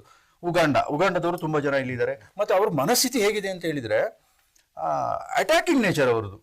ಯಾರು ಪ್ರಶ್ನೆ ಮಾಡಬಾರ್ದು. ಮನೆ ಬಾಡಿಗೆಯಿಂದ ಹಿಡಿದು ಅವರ ಬದುಕಿಗೆ ಸ್ವಚ್ಛಂದ ಬದುಕಿರ್ಬೇಕು. ಆದ್ರೆ ನಮ್ಮ ನೆಲ, ನಮ್ಮ ನೀರು, ನಮ್ಮ ಇದನ್ನ ಬಳಸ್ಕೊಂಡು ನಮ್ಮ ಮೇಲೆ ದಬ್ಬಾಳಿಕೆ ಮಾಡಬಾರ್ದು. ಎಷ್ಟು ದಿವಸ ಇದನ್ನ ತಡ್ಕೊಂಡಿರ್ಬೇಕು ಜನ ಅನ್ನೋದು. ಅಂದ್ರೆ ಭಾಷೆ ಬಗ್ಗೆ ನೀವ್ ಹೇಳಿದ್ರಿ, ಹೌದು, ಕನ್ನಡ ಎಲ್ಲೋ ಒಂದ್ ಕಡೆಗೆ ಆಗ್ಲೇ ಹೇಳ್ತಾ ಇದ್ರು, ಎಕ್ಕಡ ಎನ್ನಡ ಅನ್ನಂಗಾಗಿದೆ ಕನ್ನಡ ಅಂತ ಹೇಳ್ಬಿಟ್ಟು. ಹೌದು, ಸತ್ಯ, ಎಲ್ಲರೂ ಮಾತಾಡ್ತಾ ಇದ್ದಾರೆ. ಆದ್ರೆ ವ್ಯವಸ್ಥೆ ಅದೇ ಕಂಟಿನ್ಯೂ ಆಗ್ತಾ ಇದೆ. ಈಗ ಪ್ರಮುಖವಾಗಿ ಐಟಿ ಪ್ರದೇಶಗಳು ಮತ್ತೆ ಎಲ್ಲಿ ಎಜುಕೇಟೆಡ್ ಹೆಚ್ಚಿದ್ದಾರೆ, ಪ್ರಜ್ಞಾವಂತರು, ಶಿಕ್ಷಣ ಹೆಚ್ಚಿರುವಂತವ್ರು ಇದಾರೆ, ಅಂತ ಭಾಗದಲ್ಲಿನೇ ದುರಂತಗಳಾಗ್ತಾ ಇದಾಗ್ತಾ ಇರೋದು. ಅಂದ್ರೆ ಯಾರು ಹೊಣೆ ಇದಕ್ಕೆ? ಎಲ್ಲೋ ಒಂದು ಕಡೆ ಇಂಥವರಿಂದ, ಈ ತರದ ಎಲ್ಲಾ ವ್ಯಕ್ತಿಗಳಿಂದ ಬೆಂಗಳೂರು ತುಂಬಾನೇ ಅಪಾಯದ ಸ್ಥಿತಿಲಿದೆ ಅಂತ ನನಗೆ ಅನ್ನಿಸ್ತಾ ಇದೆ. ಯಾಕೆ ಅಂತಂದ್ರೆ ಈಗ ಅಷ್ಟು ಡ್ರಗ್ಸ್ನ ಇವರು ಯಾವ ಕಾರಣಕ್ಕೆ ಇದನ್ನ ಈಗಾಗಲೇ ಸ್ಟಾಕ್ ಮಾಡ್ತಾ ಇದಾರೆ ಅಂದ್ರೆ, ಹೊಸ ವರ್ಷ ಆಚರಣೆ ಇನ್ನೇನು ಸದ್ಯದಲ್ಲೇ ಬರ್ತಾ ಇದೆ, ಇದಕ್ಕೋಸ್ಕರ ಎಲ್ಲಂದ್ರಲ್ಲೇ ಗೊತ್ತಿಲ್ಲ ಎಷ್ಟು ಹೆಂಗೆ ಕಣ್ತಪ್ಸಿ ಇವು ಡ್ರಗ್ಸ್ ಎಲ್ಲ ಇದ್ರೊಳಗೆ ಇಷ್ಟು ಪೊಲೀಸ್ ಫೋರ್ಸ್ ಇದೆ, ಎಲ್ಲೆದೆ, ಏನು ಈ ವ್ಯವಸ್ಥೆ? ನೋಡಿ, ನೆನ್ನೆ ಬೀದರಲ್ಲಿ ಅಂದ್ರೆ ದೊಡ್ಡ ಮಟ್ಟದಲ್ಲಿ ಗಾಂಜಾನ ವಶಪಡಿಸಿಕೊಂಡು, ಇಲ್ಲೂ ಅದೇನು ಒಂದು ಏನು ಟ್ಯಾಬ್ಲೆಟ್ಗಳು ಬರ್ತವೆ, ಅಥವಾ ಗಾಂಜಾ, ಅಫೀಮು, ಬೇರೆ ಬೇರೆ ಈ ತರದ್ದು ಮಾದಕ ದ್ರವ್ಯಗಳನ್ನ ದೊಡ್ಡ ಪ್ರಮಾಣದಲ್ಲಿ. ಅಂದ್ರೆ ಹೊಸ ವರ್ಷ ಆಚರಣೆ ಅಂತ ಹೇಳಿದ್ರೆ ನಮ್ಗೊಂದು ಸಂಭ್ರಮ ಬೇಕು, ಸಾಂಪ್ರದಾಯಿಕ ಸಂಭ್ರಮ. ಅದು ಈ ತರನೇ ಆಗ್ಬೇಕು.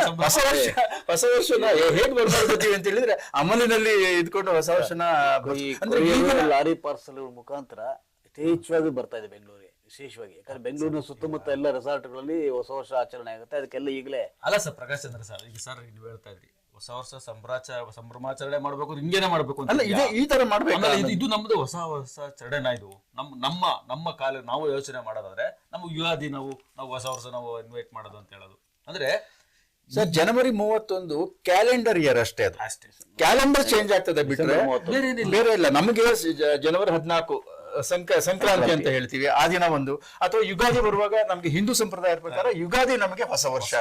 ಸೆಲೆಬ್ರಿಟಿ ಒಂದು ವೇಳೆ ಪ್ರಕಾಶ್ ಸರ್, ಒಂದು ವೇಳೆ 31ನೇ ತಾರೀಕು ನೀವು ಸೆಲೆಬ್ರೇಟ್ ಮಾಡಿದ್ರೆ ಮಲ್ಕೊಬಿಟ್ರೆ ಒಂದು ಬರೋದೇ ಇಲ್ವಾ? ಬರುತ್ತೆ. ಅದನ್ನ ಕ್ಯಾಲೆಂಡರ್ ಬದಲಾವಣೆ ವರ್ಷ ಅಷ್ಟೇ. ಕ್ಯಾಲೆಂಡರ್ ಜೊತೆಗೆ ಈಗ ನೀವು ಹೇಳಿದಾಗೆ ನಮ್ಮ ಹಿಂದೂ ಪಂಚಾಂಗದ ಪ್ರಕಾರ ಸಂಕ್ರಾಂತಿ ಮತ್ತೆ ಯುಗಾದಿ ಪ್ರಕೃತಿಯಲ್ಲಿ ಮಹತ್ವದ ಬದಲಾವಣೆ ಆಗುತ್ತೆ. ನಾವು ಆಗ್ತಾ ಇದೆ. ವರ್ಷ ಅಂತ ಯಾಕೆ ನಾವು ಅವಾಗ ವರ್ಷ ಅಂತ ಆಚರಣೆ ಆಚರಣೆ ಮಾಡ್ತೀವಿ ನಾವು. ಈಗ ಸಂಕ್ರಾಂತಿನ ನಾವು ಯಾಕೆ ಅಷ್ಟು ಮಹತ್ವ ಕೊಡ್ತೀವಿ, ಅದಕ್ಕೆ ಆಚರಣೆಗೆ ಒಂದು ಮಹತ್ವದ ಹಿನ್ನೆಲೆ ಇದೆ. ಹೌದು. ಸೂರ್ಯ ಸರಿ ಸರ್ ಆಗ್ಲೇ ಹೇಳಿದ್ರು ಸಂಸ್ಕಾರ ಎಲ್ಲ ಮಕ್ಳು ಕಲಿಸ್ಬೇಕು ಅಂತ ಇಲ್ಲಿ ಆ ಎಜುಕೇಶನ್ ಬಗ್ಗೆ ಮಾತಾಡ್ಬೇಕಾದ್ರೆ ಹೇಳಿದ್ರು. ಈಗ ನೀವೇನೇ ಸಂಸ್ಕಾರ ಕಲಿಸಿ ಏನೇ ಮಾಡಿ ನೀವು ಕಾಲೇಜಿಗೆ ಕಳಿಸಿದ್ರೆ ಹೊರಗಡೆಯಿಂದ ಬಂದಿರೋ ಹುಡುಗರ ಜೊತೆ ಇವರು ಜೊತೆ ಬೆರೆದಾಗ ಏನ್ ಸಂಸ್ಕಾರ ಕಲಿತಾರೆ ಅಂತ ಕೇಳ್ತೀವಿ. ಏನ್ ಸಂಸ್ಕಾರ ಕಲಿತಾರೆ?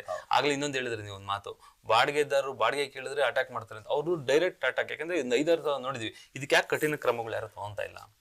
ಒಂದ್ ಸತಿ ಅಂದ್ರೆ ಅವ್ರದ್ದು ಟೀಮ್ ಇದೆ ಸರ್, ಅದು ಏರಿಯಾ ಅವ್ರದ್ದು ಅಂತ ಭಯ ಆಗುತ್ತೆ. ನಾವು ಇಲ್ಲಿ ಕರ್ನಾಟಕದಲ್ಲಿ ಇದೀವೋ ಇಲ್ಲ ಬೇರೆ ಯಾವ್ದೋ ಭಾಷೆ ಹೋಗಿ ಸೇರ್ಕೊಂಡ್ಬಿಟ್ಟಿದ್ವಿ ಅಂತ ಫೀಲ್ ಆಗ್ಬಿಡುತ್ತೆ. ಬಹುಶಃ ಎಲ್ಲೋ ನನ್ಗೆ ಅನಿಸಿರೋ ಪ್ರಕಾರ ಮನೆ ಬಾಡಿಗೆ ಕೊಡುವಂತವ್ರು ಕೂಡ ಅವ್ರು ಕಠಿಣ ನಿರ್ಧಾರ ಮಾಡ್ಬೇಕಾಗತ್ತೆ. ಅವ್ರು ಜಾಸ್ತಿ ಕೊಡ್ತಾರೆ ಅಂತ ಆಸೆ ಯಾವಾಗ್ಲೂ ಇಲ್ಲೇ ಆಗಿ ಅವ್ರ ಜುಟ್ಟನ್ನ ಅವ್ರ ಕೈ ಕೊಟ್ಟು ಓಡಿಸ್ಕೊಂತಾರೆ. ಇದು ಬಿಟ್ಟರೆ ಬೇರೆ ಏನಿಲ್ಲ. ನೋಡಿ, ಹಿಂದೆ ರೆಂಟ್ ಕಂಟ್ರೋಲ್ ಅಂತ ಇತ್ತು. ಅದೇನು ಅಂತಂದ್ರೆ ಮಾಲೀಕರಿಗೆ ಅದು ಮುಳುವು, ಬಾಡಿಗೆದಾರರಲ್ಲ. ಬಾಡಿಗೆದಾರರಿಗೆ ಎಲ್ಲಾ ರೀತಿಯ ರಕ್ಷಣೆ ಇದೆ. ಅದನ್ನ ಉಪಯೋಗಿಸ್ಕೊಂಡು ಅವ್ರು ಏನ್ ಮಾಡ್ತಾರೆ, ಮಾಲೀಕರ ಮೇಲೆ ಒತ್ತಡ ಹಾಕಿ ಎಷ್ಟೋ ವರ್ಷ 10 ವರ್ಷ 20 ವರ್ಷ ಅದೇ ಬಾಡಿಗೆಯಲ್ಲಿ ಕೊಟ್ಟು ಮುಂದುವರಿತಾ ಇರೋರು ಇವತ್ತು ಇದ್ದಾರೆ. ಹೀಗಾಗಿ ಏನಾಗುತ್ತೆ, ಮಾಲೀಕರ ಹಿತಾಸಕ್ತಿ ರಕ್ಷಣೆ ಮಾಡೋ ದೃಷ್ಟಿಯಿಂದನೂ ಸರ್ಕಾರ ಒಂದು ಕಾನೂನು ಕಾಯ್ದೆ ತರಬೇಕು. ಆಮೇಲೆ ಇವ್ರಿಗೆ ಏನಾಗುತ್ತೆ, ನೀವು ಹೇಳಿದಾಗೆ ಸಂಶಯಾಸ್ಪದ ವ್ಯಕ್ತಿಗಳು ಅಥವಾ ಗೊತ್ತಿಲ್ಲ ಅಂತ ಸಾಧ್ಯವಾದಷ್ಟು ಕೊಡಬಾರ್ದು. ಎರಡನೇದು, ಅವರ ಮಾಹಿತಿಗಳೇನಿದೆ ಸ್ಥಳೀಯ ಪೊಲೀಸ್ ಸ್ಟೇಷನ್ ಕೊಡ್ಲೇಬೇಕು. ಇವರು ಅವರ ನಾಳೆ ಏನೇ ತಂದ್ರೆ ಇವ್ರು ರಕ್ಷಣೆ ಸಿಗುತ್ತೆ.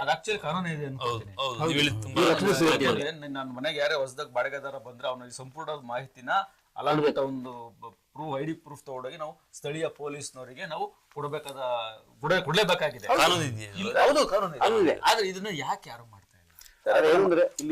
ಯಾಕೆ ಇಲ್ಲ ಮಾಡ್ತಾ ಇದ್ದಾರೆ, ಕೆಲವು ಕಡೆ ಪಾಲನೆ ಆಗ್ತಾ ಇದೆ. ಆದ್ರೆ ನಾನು ನಿಮ್ಮ ಮನೆಗೆ ಬಾಡಿಗೆಗೆ ಬರ್ತೀನಿ ಅಂತ ಹೇಳಿದ್ರೆ ನಾನು ಐಡಿ ಕೊಡ್ತೀನಿ, ನನ್ನ ಐಡಿನೇ ಫೇಕ್ ಆಗಿರ್ತದೆ.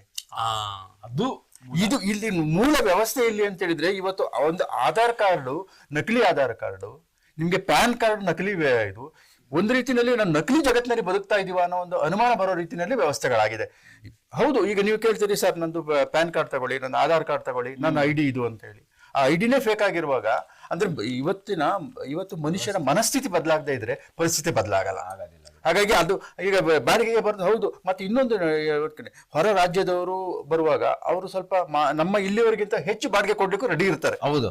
ಮತ್ತೆ ನಮ್ಮ ಮನೆ ಮಾಲೀಕರಾದಂಥವ್ರು ಸ್ವಲ್ಪ ಯಾರು ಬಾಡಿಗೆಗೆ ಇರ್ತಾರೆ ಅವ್ರ ಬಗ್ಗೆ ಸ್ವಲ್ಪ ಒಂದು ಕಣ್ಗಾವಲು ಇಟ್ಟಿರ್ಬೇಕು. ನಾನು ಯಾವತ್ತೂ ಉಲ್ಲೇಖ ಮಾಡ್ತೀನಿ, CCTVಗಳು ಹೇಳ್ತೀನಿ. CCTV ಮನುಷ್ಯನ ಚಲನವಲನ ನಿಗಾ ಇಟ್ಟಿರ್ತದೆ. ಹೌದು, ಇವತ್ತು ಎಲ್ಲಾ ಕಡೆಗೆ ಇವ ನಮ್ಗೆ ಟ್ರಾಫಿಕ್ ಅಲ್ಲಿ CCTV ಇದೆ, ಆಫೀಸ್ಗಳಲ್ಲಿ ಎಲ್ಲಾ ಕಡೆನೂ ಬಹುತೇಕ ಎಲ್ಲಾ ಕಡೆ ಇರ್ತದೆ. ಆದ್ರೆ ಇವು ಎಲ್ಲದ್ರಿಂದನೂ ಮನುಷ್ಯ ತಪ್ಪಿಸ್ಕೋಬಹುದು, ಅವಕಾಶ ಇದೆ. ಆದ್ರೆ ಮೇಲೊಂದು CCTV ಇದೆ, ಅದರಿಂದ ಯಾರು ತಪ್ಪಿಸ್ಕೊಳಕ್ಕಾಗಲ್ಲ. ಆದ್ರೆ ಆ ಮನುಷ್ಯನಿಗೆ ಆ ಜಾಗೃತ ಮನಸ್ಸಿರ್ಬೇಕು. ನಮ್ಮ ಎಲ್ಲಾ ಆಕ್ಟಿವಿಟೀಸ್ ನ ಮೇಲೊಂದು CCTV ಅಬ್ಸರ್ವ್ ಮಾಡ್ತಾ ಇದೆ.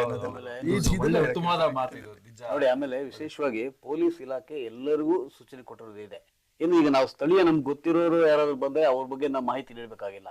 ಆದ್ರೆ ಹೊರ ರಾಜ್ಯಗಳು, ಈಗ ಯಾರು ಈ ಉಗ್ರರ ಜೊತೆ ಸಂಬಂಧ ಇರೋರು ಅಥವಾ ಆತರ ಇನ್ನೇನೋ ಒಂದು ಹೊರಗಡೆಯಿಂದ ಬರ್ತಾರೆ ಬೇರೆ ಅಂತವ್ರ ಬಗ್ಗೆ ಹೆಚ್ಚು ಕೊಡಬೇಕು. ಸ್ಥಳೀಯರಿಂದ ನಮ್ಗೆ ತೊಂದರೆ ಆಗಲ್ಲ. ಹೀಗಾಗಿ ಅದು ಮಾತ್ರ ಅದೊಂದು ವ್ಯವಸ್ಥೆ ಇರಬೇಕು. ನೋಡಿ ಸರ್, ಜಮ್ಮು ಮತ್ತು ಕಾಶ್ಮೀರದಲ್ಲಿ ಒಂದು ಒಳ್ಳೆ ಇದಿದೆ. ಮನೆ ಕಳೆದುಕೊಂಡ ಪತ್ರಕರ್ತರಿಗೆ ನೆರೆಮನೆಯವರಿಂದ ನಿವೇಶನ ಗಿಫ್ಟ್. ಅಂದ್ರೆ ಅಲ್ಲಿರ್ತಕ್ಕಂಥ ಅಭಿವೃದ್ಧಿ ಪ್ರಾಧಿಕಾರದವರು ಒಬ್ರು ಅರ್ಫಾಜ್ ಅನ್ನೋ ಒಂದು ಪತ್ರಕರ್ತರ ಮನೆನ ನೆಲಸಮ ಮಾಡ್ತಾರೆ. ಆ ಸಂದರ್ಭದಲ್ಲಿ ಕುಲ್ದೀಪ್ ಕುಮಾರ್ ಅಂತಕ್ಕಂಥ ಒಬ್ಬ ನಮ್ಮ ಹಿಂದೂ ವ್ಯಕ್ತಿ ಅವ್ರನ್ನ ಕರ್ಕೊಬಂದು ಅವರೇ ನಿವೇಶನ ಕೊಟ್ಟು ಅವರೇ ಮನೆ ಕಟ್ಸ್ಕೊಳ್ಳೋದಕ್ಕೆ ಒಂದು ಅಲ್ಲ, ಜೊತೆಗೆ ಒಬ್ಬ ಪತ್ರಕರ್ತನಿಗೆ ಇಷ್ಟೊಂದು ಸಮಸ್ಯೆಗಳಾಯ್ತು ಅಂದಾಗ ಇನ್ನು ಸಾಮಾನ್ಯ ಜನಗಳಿಗೆ ಏನಾಗಬಹುದು? ಕೋಮು ಸಾಮರಸ್ಯ ದೃಷ್ಟಿಯಿಂದ ಒಳ್ಳೇದು. ನಾವು ಜಮ್ಮು ಕಾಶ್ಮೀರ ಸಾಕಷ್ಟು ಬಾರಿ ಚರ್ಚೆ ಮಾಡ್ತಾ ಇದ್ದು. ಜಮ್ಮು ಕಾಶ್ಮೀರದಲ್ಲಿ ನೀವು ಕಾನೂನು ನಿಯಮಗಳನ್ನ ತಂದು ಜನಗಳನ್ನ ಮನಸ್ಸನ್ನ ಗೆಲ್ಲೋ ಇದೆಯಲ್ಲ ತುಂಬಾ ಕಷ್ಟ. ಅಲ್ಲಿ ಅವರಲ್ಲಿ ಸ್ವಯಂ ಪರಿವರ್ತನೆ ಆಗಬೇಕು. ಅದು ಎಲ್ಲರ ಕಡೆಗೆ ಕಳೆದ ಒಂದು ದಶಕಗಳಿಂದ ಆಗ್ತಾ ಇದೆ ಅಂತ ಅನ್ನಿಸ್ತಾ ಇದೆ. ಆದ್ರೆ ನೀವು ಹೇಳಿದ್ರಲ್ಲ, ಈ ಉಲ್ಲೇಖ ಮಾಡಿದಂತ ಇಂತಹ ವಿಷಯಗಳು, ಇಂತಹ ಸನ್ನಿವೇಶಗಳು ಹೆಚ್ಚಾಗಬೇಕು. ಅದೇ ಮಾನವೀಯತೆ ಅಲ್ಲೂ ಇದೆ, ಬರ್ಬೇಕು ಅದು ಇನ್ನೂ ಹೆಚ್ಚಾಗಬೇಕು. ಮತ್ತೆ ಆ ಒಂದು ಬಾಂಧವ್ಯ, ಅದು ಧರ್ಮಗಳ ಮಧ್ಯೆ, ಮನುಷ್ಯರ ಮಧ್ಯೆ ಬಾಂಧವ್ಯ ಸೃಷ್ಟಿ ಆಗುವಂತದ್ದು ಇದು ಒಂದು ಒಳ್ಳೆ ನಿದರ್ಶನ ಆಗುತ್ತೆ ಅಂತಾನೆ ಹೇಳ್ಬೋದು. ಇದಕ್ಕೆ ಒಂದು ಎರಡು ರೀತಿ ಕಾರಣ ಆಗ್ಬೋದು. ಒಂದು ವಿಶೇಷ ವಿಧಿ ಏನು 350ನೇ ವಿಧಿ ಏನು ರದ್ದಾಯಿತು, ಆ ನಂತರ ಜಮ್ಮು ಕಾಶ್ಮೀರದಲ್ಲಿ ಗಡಿ ಪ್ರದೇಶಗಳಲ್ಲಿ ಬಹುತೇಕ ಉಗ್ರವಾದಿ ಚಟುವಟಿಕೆಗೆ ನಿಯಂತ್ರಣ ಆಗಿದೆ, ಹತ್ತಿಕ್ಕಲಾಗಿದೆ. ಎರಡನೇದು, ಜನರು ಕೂಡ ಈ ಉಗ್ರಗಾಮಿಗಳಿಂದ ಹೆಚ್ಚಿನ ಬೆದರಿಕೆ ಬಂದು ಏನಾಗುತ್ತೆ, ಈ ಸಾಮರಸ್ಯ ಅನ್ನೋದು ಹೊರಟೋಗಿತ್ತು. ಎಸ್ಪೆಷಲಿ ಕಾಶ್ಮೀರಿ ಪಂಡಿತರು ಈಗ ಅವರನ್ನು ವಾಪಸ್ ತಗೊಳ್ಳುವಂಥ ಪ್ರಯತ್ನ ನಡೀತಿದೆ. ಹೀಗಾಗಿ ಸ್ಥಳೀಯ ಮಟ್ಟದಲ್ಲಿ, ರಾಜ್ಯ ಮಟ್ಟದಲ್ಲಿ ಈಗ ಉದ್ಯೋಗ ಇರ್ಬೋದು, ಮೀಸಲಾತಿ ಇರ್ಬೋದು, ಆನಂತರ ಯಾವ ಇಡೀ ದೇಶದವ್ರು ಯಾರು ಬೇಕಾರಲ್ಲೂ ಆಸ್ತಿ ಮಾಡುವಂಥ ಇದೆಲ್ಲ ಸೌಲಭ್ಯ ಕೊಟ್ಟಿರೋದ್ರಿಂದ, ಆಮೇಲೆ ಸ್ಥಳೀಯ ಮುಸ್ಲಿಮರಲ್ಲೂ ಈಗ ಪ್ರವಾಸೋದ್ಯಮ ಚಟುವಟಿಕೆ ಹೆಚ್ಚಾಗಿರೋದ್ರಿಂದ ಅವರ ಆದಾಯ ಹೆಚ್ಚಾಗಿದೆ. ಈಗ ಅವರಲ್ಲೂ ಪರಿವರ್ತನೆ ಆಗಿದೆ. ನಾವು ಸರ್ಕಾರ ಭಾರತದ ಜೊತೆಗೆ ಇದ್ದರೆ ಹೇಗಿರುತ್ತೆ, ನಮಗೆ ಪಾಕಿಸ್ತಾನ ಜೊತೆ ಹೋದ್ರೆ ಹೇಗಾಗುತ್ತೆ, ಇದು ಬಹುಶಃ ಇದು ಸಾಮರಸ್ಯ. ಅದೇನಂದ್ರೆ ಮುಸ್ಲಿಂ ಪತ್ರಕರ್ತನ ಅನ್ಯಾಯ ಆದಾಗ ಸ್ಥಳೀಯವಾಗಿ ಅವ್ರ ಬಗ್ಗೆ ಗೊತ್ತಿರುತ್ತೆ, ಅವ್ರು ಹಿಂದೂ, ತಕ್ಷಣ ಅವ್ರು ಸಹಾಯಕ್ಕೆ ಹೋಗ್ತಾರೆ. ಅಂದ್ರೆ ಅದು ಮಾನವೀಯತೆ ಜೊತೆ ಕೋಮು ಸಾಮರಸ್ಯ, ಇದು ತುಂಬಾ ಇದು ಒಳ್ಳೆ ಬೆಳವಣಿಗೆ. ಹೌದು, ಅಲ್ಲ ನೀವು ಹೇಳಿದ್ದನ್ನ ಹೌದು, ನನಗೆ ಸಹಮತ ಇದೆ. ಆದ್ರೆ ಎಲ್ಲೋ ಒಂದು ಕಡೆಗೆ ಈ ರೀತಿ ವಾತಾವರಣವನ್ನ ಕಲುಷಿತ ಮಾಡುವಂತ ದೊಡ್ಡ ಪ್ರಯತ್ನ ಮತ್ತೊಂದು ನಡೀತಾರೆ. ಇದಕ್ಕೆ ಒಂದು ಉತ್ತಮ ನಿದರ್ಶನ ಅಂತ ಹೇಳಿದ್ರೆ ಪಹಲ್ಗಾಮ್ ಇನ್ಸಿಡೆಂಟ್. ನೋಡಿ, ಧರ್ಮನ ಪ್ರಶ್ನೆ ಮಾಡಿ ನಿಮ್ಗೆ ಹತ್ಯೆ ಮಾಡುವಂಥದ್ದು ಇದೆಯಲ್ಲ, ಇದಕ್ಕಿಂತ ಕ್ರೂರತ್ವ ಮತ್ತೊಂದಿಲ್ಲ. ಹಾಗಾಗಿ ಎಲ್ಲೋ ಒಂದ್ ಕಡೆಗೆ ಕಾಶ್ಮೀರ ಸಹಜ ಸ್ಥಿತಿಗೆ ಬರ್ತಾ ಇದೆ, ಜನರ ನಡುವೆ ಬಾಂಧವ್ಯ ಆಗ್ತಾ ಇದೆ. ಇಲ್ಲ, ಸರ್ಕಾರ ನಮ್ಮೊಟ್ಟಿಗಿದೆ, ನಾವು ಭಾರತದಲ್ಲಿ ಇದೀವಿ ಅನ್ನೋ ಒಂದು ಮನಸ್ಥಿತಿ ನಿರ್ಮಾಣ ಆಗ್ತಾ ಇದೆ ಅಂತ ಯಾವಾಗ ಅನ್ನಿಸ್ತು, ಆಗ ಆ ಶಕ್ತಿಗಳಿಗೆ ಇಲ್ಲ, ಮುಂದೆ ನಮ್ಗೆ ಭವಿಷ್ಯ ಇಲ್ಲ ಅನ್ನೋ ಕಾರಣಕ್ಕೆ ಈ ರೀತಿ ಒಂದು ಇದನ್ನ ಸೃಷ್ಟಿ ಮಾಡುವಂತ ಪ್ರಯತ್ನಗಳು ಆಗ್ತಾ ಇದೆ. ಸೂಪರ್ ಒಂದು ಒಳ್ಳೆ ವಿಶೇಷವಾದಂತಹ ಸುದ್ದಿ ಇದೆ. ರೇಷ್ಮೆ ಸೀರೆಗೆ ವಿಶ್ವ ಮನ್ನಣೆ ಸಿಕ್ಕಿದೆ. ಕರೆಕ್ಟ್. ಯಾಕೆ ವಿಶ್ವದಲ್ಲೇ ವಿದೇಶದಲ್ಲಿ ಸಿಕ್ಕಾಪಟ್ಟೆ ಡಿಮ್ಯಾಂಡ್ ಆಗಿದೆ. ನೋಡಿ, ನಮ್ಮ KSIC ಅಂದ್ರೆ ನಮ್ಮ ಕರ್ನಾಟಕ ಉದ್ಯಮ ರೇಷ್ಮೆ ಪ್ರತಿನಿಧಿ, ಇಲ್ಲ ಒಂದ್ ಕಡೆ ನಮ್ಗೆ ನಮ್ಮ ನಾಲ್ವಡಿ ಕೃಷ್ಣರಾಜ ಒಡೆಯರ್ ಅವರು, ನಮ್ಗೆ ಅವರಂತ ಮಾದರಿ ಪುರುಷರು ಇನ್ನೊಬ್ಬರಿಲ್ಲ, ಅವರು ಸ್ಥಾಪನೆ ಮಾಡಿರ್ತಕ್ಕಂಥ ಒಂದು ಸಂಸ್ಥೆ ಇದೆ. ಅವರು ತಮ್ಮ ಸ್ವಾರ್ಥಕ್ಕೋಸ್ಕರ ಏನು ಮಾಡದಂಗೆ ಇಲ್ಲ. ಬಹುಶಃ ಎಷ್ಟೊಂದು ಅಭಿವೃದ್ಧಿ ಕೆಲಸಗಳನ್ನ ನಿಜವಾಗಿಯೂ ಅವ್ರು ರಾಜರ್ಷಿ, ಅವರನ್ನ ಮೀರಿಸಿದ ವ್ಯಕ್ತಿ ಇನ್ನೊಬ್ರು ಇಲ್ಲ. ಸೊ ಅದರಲ್ಲಿ ಏನಾಗಿದೆ, 75,000 ಸೀರೆಗಳನ್ನ ವರ್ಷ ಆಗ್ತಾ ಇದಾರೆ. ಅದ್ರ ಡಿಮ್ಯಾಂಡ್ ಕಡಿಮೆ ಆಗಿಲ್ಲ. ಸೊ ಇದು ಜರ್ಮನಿ, ಕೆನಡಾ, ಬ್ರಿಟನ್, ಅಮೆರಿಕ ಎಲ್ಲ ಸೇರಿ 15 ದೇಶಗಳಿಗೂ ಕೂಡ ಈ ಒಂದು ಸೀರೆಗಳು ಹೋಗ್ತಾ ಇದೆ. ಆದ್ರೂ ಮತ್ತೆ ಇಲ್ಲ ಒಂದ್ ಕಡೆ ನೋಡಿ, ಎಷ್ಟು ಡಿಮ್ಯಾಂಡ್ ಇದೆ. ಡಾಲರ್ ಲೆಕ್ಕದಲ್ಲಿ ಸೀರೆ ತಗೋತಾ ಇದಾರೆ, ಮತ್ತೊಂದು ಆದ್ರೆ ರೇಷ್ಮೆ ಬೆಳೀತಾ ಇರತಕ್ಕಂತ ರೈತ ಇವತ್ತಕ್ಕೂ ಬಾಯ್ ಪಡ್ಕೊಂತ ಇದ್ದಾನೆ. ಅದಕ್ಕೆ ಏನ್ ಮಾಡ್ಬೇಕಂದ್ರೆ, ಮೈಸೂರು ಸಿಲ್ಕ್ ವಿಶೇಷವಾಗಿ ಅದು ಜಾಗತಿಕ ಬ್ರಾಂಡ್. ಈಗ ನಮ್ಗೆ ಹೇಗೆ ನಂದಿನಿ ವಿದೇಶಕ್ಕೆ ಹೋಗ್ತಾ ಇದೆ, ಮೈಸೂರು ಸಿಲ್ಕ್, ಹಾಗೆ ಮೈಸೂರು ಸ್ಯಾಂಡಲ್ ಸೋಪ್, ಇವು ಮೂರು ಕೂಡ ಜಾಗತಿಕವಾಗಿ ಹೆಚ್ಚೆಚ್ಚು ಜನಗಳು ತಲುಪಬೇಕು. ಈಗ ಮೊನ್ನೆ ನಮ್ಮ ಆಸ್ಟ್ರೇಲಿಯಾ ಸ್ನೇಹಿತರು ಒಬ್ರು ಸಿಕ್ಕಿದ್ರು, ಅಲ್ಲಿ ಅವ್ರ ಮಗಳ ಮನೆಗೆ ಹೋಗಿದ್ರು. ಅವ್ರೇನ್ ಹೇಳಿದ್ರಂದ್ರೆ, ಅಲ್ಲಿ ಕನ್ನಡಿಗರಲ್ಲಿ ಮೈಸೂರು ಸಿಲ್ಕ್ ಮತ್ತೆ ನಂದಿನಿ ಈಗೇನು ಈಗ ದುಬೈ ಎಲ್ಲ ಮಾಡಿದ್ದಾರೆ, ಆಸ್ಟ್ರೇಲಿಯಾದಲ್ಲಿ ಮಾಡಿದ್ರೆ ನಾವು ಸಪೋರ್ಟ್ ಮಾಡ್ತೀವಿ ಅಂತ ಹೇಳ್ತಿದಾರಂತೆ. ಅಂದ್ರೆ ಸರ್ಕಾರ ಈ ವ್ಯಾಪಾರ ಏನು ನಂದಿನಿ ಇದೆ, ಮೈಸೂರು ಸಿಲ್ಕ್ ಎಲ್ಲ ಕಡೆ ಅದು ಮಳಿಗೆಗಳು ತೆಗೆದು ಆ ಸ್ಥಳೀಯ ಅಲ್ಲಿ ಒಂದು ಆಸ್ಟ್ರೇಲಿಯಾದಲ್ಲಿ ಒಂದು ಈ ತರ ತೆಗೆದ್ರೆ ಅಲ್ಲಿನ ಭಾರತೀಯರು, ಸ್ಪೆಷಲ್ ಕನ್ನಡಿಗರು ಖಂಡಿತತ್ವ. ಯಾಕಂದ್ರೆ ಮೈಸೂರು ಸಿಲ್ಕ್ ಇಡೀ ವಿಶ್ವದಲ್ಲಿ ಅತ್ಯಂತ ಉತ್ಕೃಷ್ಟ ಉತ್ಪನ್ನ. ಅದು ಚೀನಾ ನಂತರ ಭಾರತದಲ್ಲಿ ಏನು ರೇಷ್ಮೆ ಉತ್ಪಾದನೆ ಹೆಚ್ಚಾಗಿದೆ, ಅದರಲ್ಲಿ ಮೈಸೂರು ಸಿಲ್ಕ್ ತುಂಬಾ ಡಿಮ್ಯಾಂಡ್ ಇದೆ. ಯಾಕಂದ್ರೆ ಅದು ಉತ್ಕೃಷ್ಟತೆ. ಹೀಗಾಗಿ ಸರ್ಕಾರ ಈಗೇನು ಮನೆ ದುಬೈ ಕಡೆ ಎಲ್ಲ ಇದಾಯ್ತಲ್ಲ, ನಂದಿನಿ ಮಳೆ ಉತ್ಪನ್ನಗಳು ಮಾರಾಟ ಇದೆ, ಆ ಥರ ಮೈಸೂರು ಸಿಲ್ಕು ಮತ್ತು ಮೈಸೂರು ಸ್ಯಾಂಡಲ್ ಅಲ್ಲಿ ಆ ರೀತಿ ಮಾಡ್ಲಿಕ್ಕೆ ಅವಕಾಶ ಇದೆ. ಇದ್ರ ಮಧ್ಯೆ ಇನ್ನೊಂದು ಸಣ್ಣ ಇದು ಬಂದಿದೆ, ಆದರೆ ಅದು ಬಹುಶಃ ಮುಂದೆ ಹೇಳಲಿಕ್ಕಾಗಲ್ಲ ಯಾವ ಥರ ಆಗುತ್ತೆ. ಬೆಂಗಳೂರಲ್ಲಿ ಕರಳು ಬೆಲೆ ಹೆಚ್ಚಾಗಿದೆ. 177 ಜನರು ಈಗ ಸೋಂಕಿಗೆ ಒಳಗಾಗಿದ್ದಾರೆ. ಅದರಲ್ಲಿ ಒಂದು ಮಗು ಸತಿ.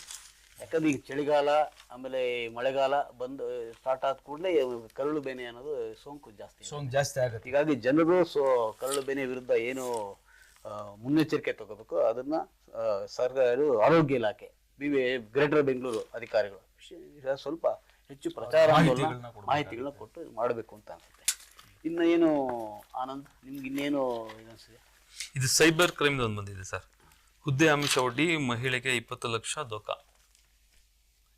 ಅಂದ್ರೆ ಈಗ ಸೈಬರ್ ಕ್ರೈಮ್ ತುಂಬಾ ಜಾಸ್ತಿ ಆಗ್ತಾ ಇದೆ. ಎಲ್ಲಿ ತನಕ ಮೂರ್ಖರಾಗಲಿಕ್ಕೆ ನಾವು ರೆಡಿ ಇರ್ತೀವೋ. ಅಲ್ಲ ಮೂರ್ಖರು ಮಾಡ್ಲಿಕ್ಕೆ ಅವ್ರು ready correct. ಆಗಿದ್ದಾರೆ. ಎಲ್ಲಿ ತನಕ ನಾವು ಮೋಸಕ್ಕೆ ಒಳಗಾಗ್ತೀವೋ ಅಲ್ಲಿವರು ನಮ್ಗೆ ಮೋಸ ಮಾಡೋರು ಇದ್ದೇ ಇರ್ತಾರೆ. ನೋಡಿ ಮೊನ್ನೆ ಈಗ ಒಂದು 10 ದಿನದ ಹಿಂದೆ ಒಬ್ಬ ಮಹಿಳೆ 32 ಕೋಟಿ, ನಾವು ಒಬ್ರು ₹1 ಕೊಡ್ಲಿಕ್ಕೆ ಹಿಂದೆ ಮುಂದೆ ನೋಡ್ತೀವಿ, ಒಬ್ಬ ಯಾರೋ ಫೋನ್ ಮಾಡಿ ಹೆದರ್ಸ್ತಾನೆ ಅಂದ್ರೆ 32 ಕೋಟಿ ನೀವು ಹಂತ ಕೊಡ್ತೀರಾ ಅಂದ್ರೆ ಏನು ಅರ್ಥ ಇದು? 32 ಕೋಟಿ 32 ಲಕ್ಷವೂ ಅಲ್ಲ ನಮ್ಗದು. ಆಮೇಲೆ ತಕ್ಷಣ ಅಧಿಕಾರಿ ಪೊಲೀಸರು ತಿಳಿಸ್ಬೇಕು ಅನ್ನೋ ಒಂದು ಹೊಳಿದೆ ಇದ್ ಬಹಳ ಆಶ್ಚರ್ಯ ನನಗೆ. 32 ಕೋಟಿ ಕೊಟ್ಟು ಆ ನಂತರ ಪೊಲೀಸರು ಮೊರೆ ಹೋಗ್ತಾರೆ.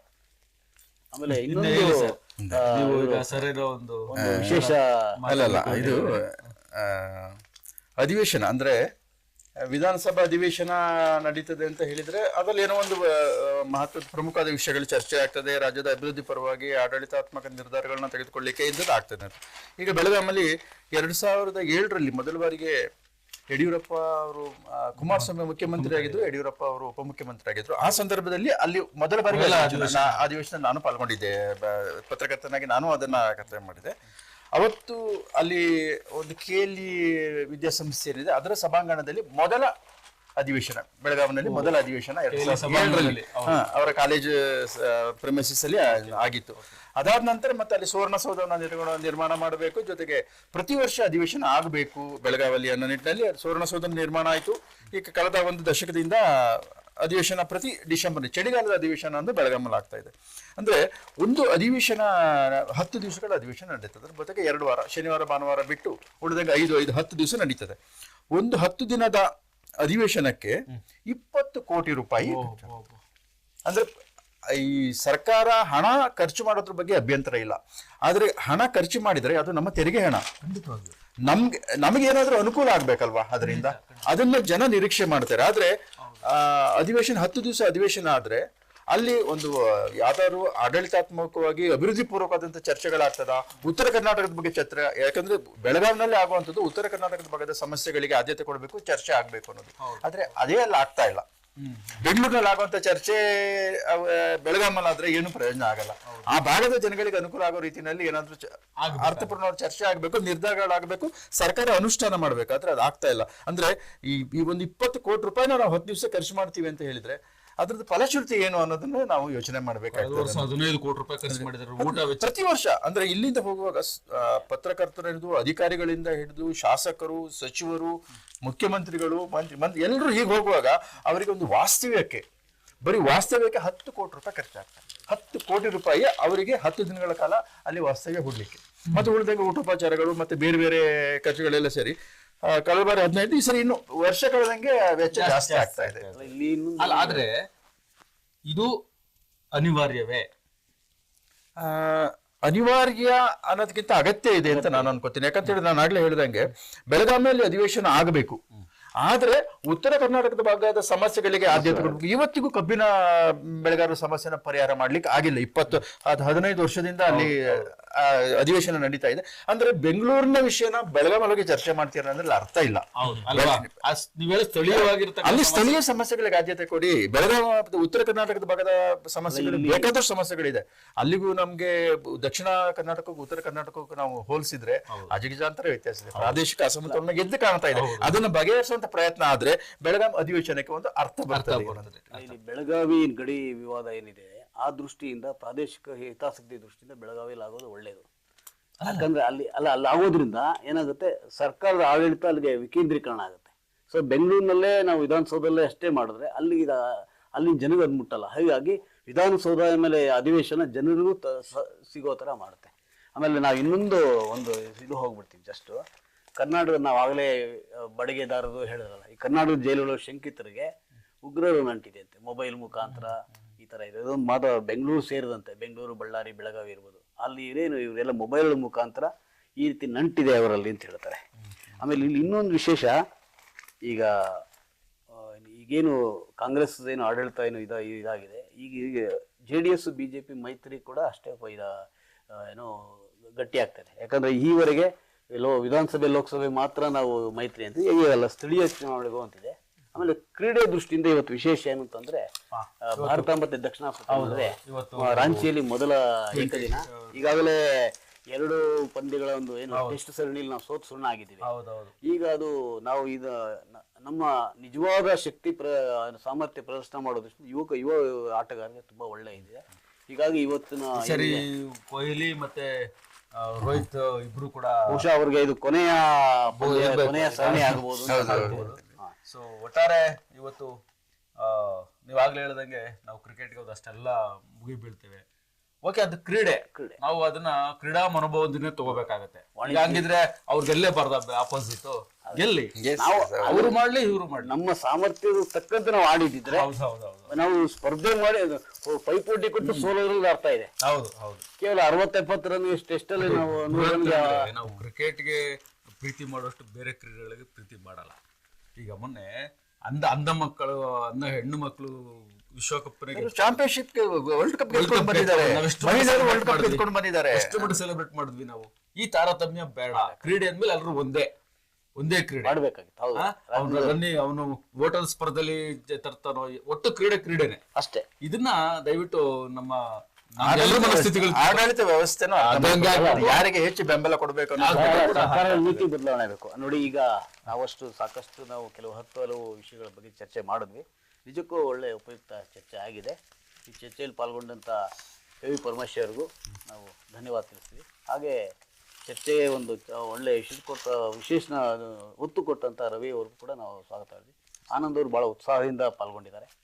ನಿಜಕ್ಕೂ ಅವರು ಕಂಡುಹಿಡಿದಂಥ ಅವರು ಪ್ರಸ್ತಾವಿಸಿದಂಥ ವಿಷಯಗಳು ತುಂಬ ಚೆನ್ನಾಗಿದ್ವು. ಹೀಗಾಗಿ ಒಂದು ಇಂದಿನ ಅರ್ಥಪೂರ್ಣ ಚರ್ಚೆಗೆ ಆಮೇಲೆ ಇನ್ನೊಂದು ಮುಖ್ಯವಾದ ವಿಚಾರ ಮಾತಾಡ್ಬೇಕೇನಂತಂದ್ರೆ, ಈ ಕಾಫಿ ಕಟ್ಟೆ ನಾಳೆಯಿಂದ ಬದಲಾದ ಸಮಯದಲ್ಲಿ ಬೆಳಿಗ್ಗೆ 9 ಗಂಟೆಗೆ ನಾವು ಪ್ರಸಾರ ಕಾರ್ಯನ ಲೈವ್ ನೇರ ಪ್ರಸಾರ ಮಾಡ್ತೀವಿ. ಈವರೆಗೆ 7:15 ಏನು ಲೈವ್ ಆಗ್ತಾ ಇತ್ತು, ಅದು ನಾಳೆಯಿಂದ 9 ಗಂಟೆಗೆ ಬೆಳಗ್ಗೆ 9 ಗಂಟೆ ಆಗುತ್ತೆ. ಹೀಗಾಗಿ ಎಲ್ಲರೂ ದಯವಿಟ್ಟು ನಮ್ಮ ಪ್ರೇಕ್ಷಕರು ಸಹಕರಿಸಬೇಕು. ಕಳೆದ ಒಂದು ವಾರದಿಂದ ಏನು ವೀಕ್ಷಣೆ ಮಾಡಿದ್ರೆ ಇದನ್ನು ವೀಕ್ಷಣೆ ಮುಂದುವರಿಸಿ ನಮಗೆ ಬೆಂಬಲ ಕೊಡಬೇಕು ಅಂತ ಕೇಳ್ತೀವಿ. ಧನ್ಯವಾದಗಳು.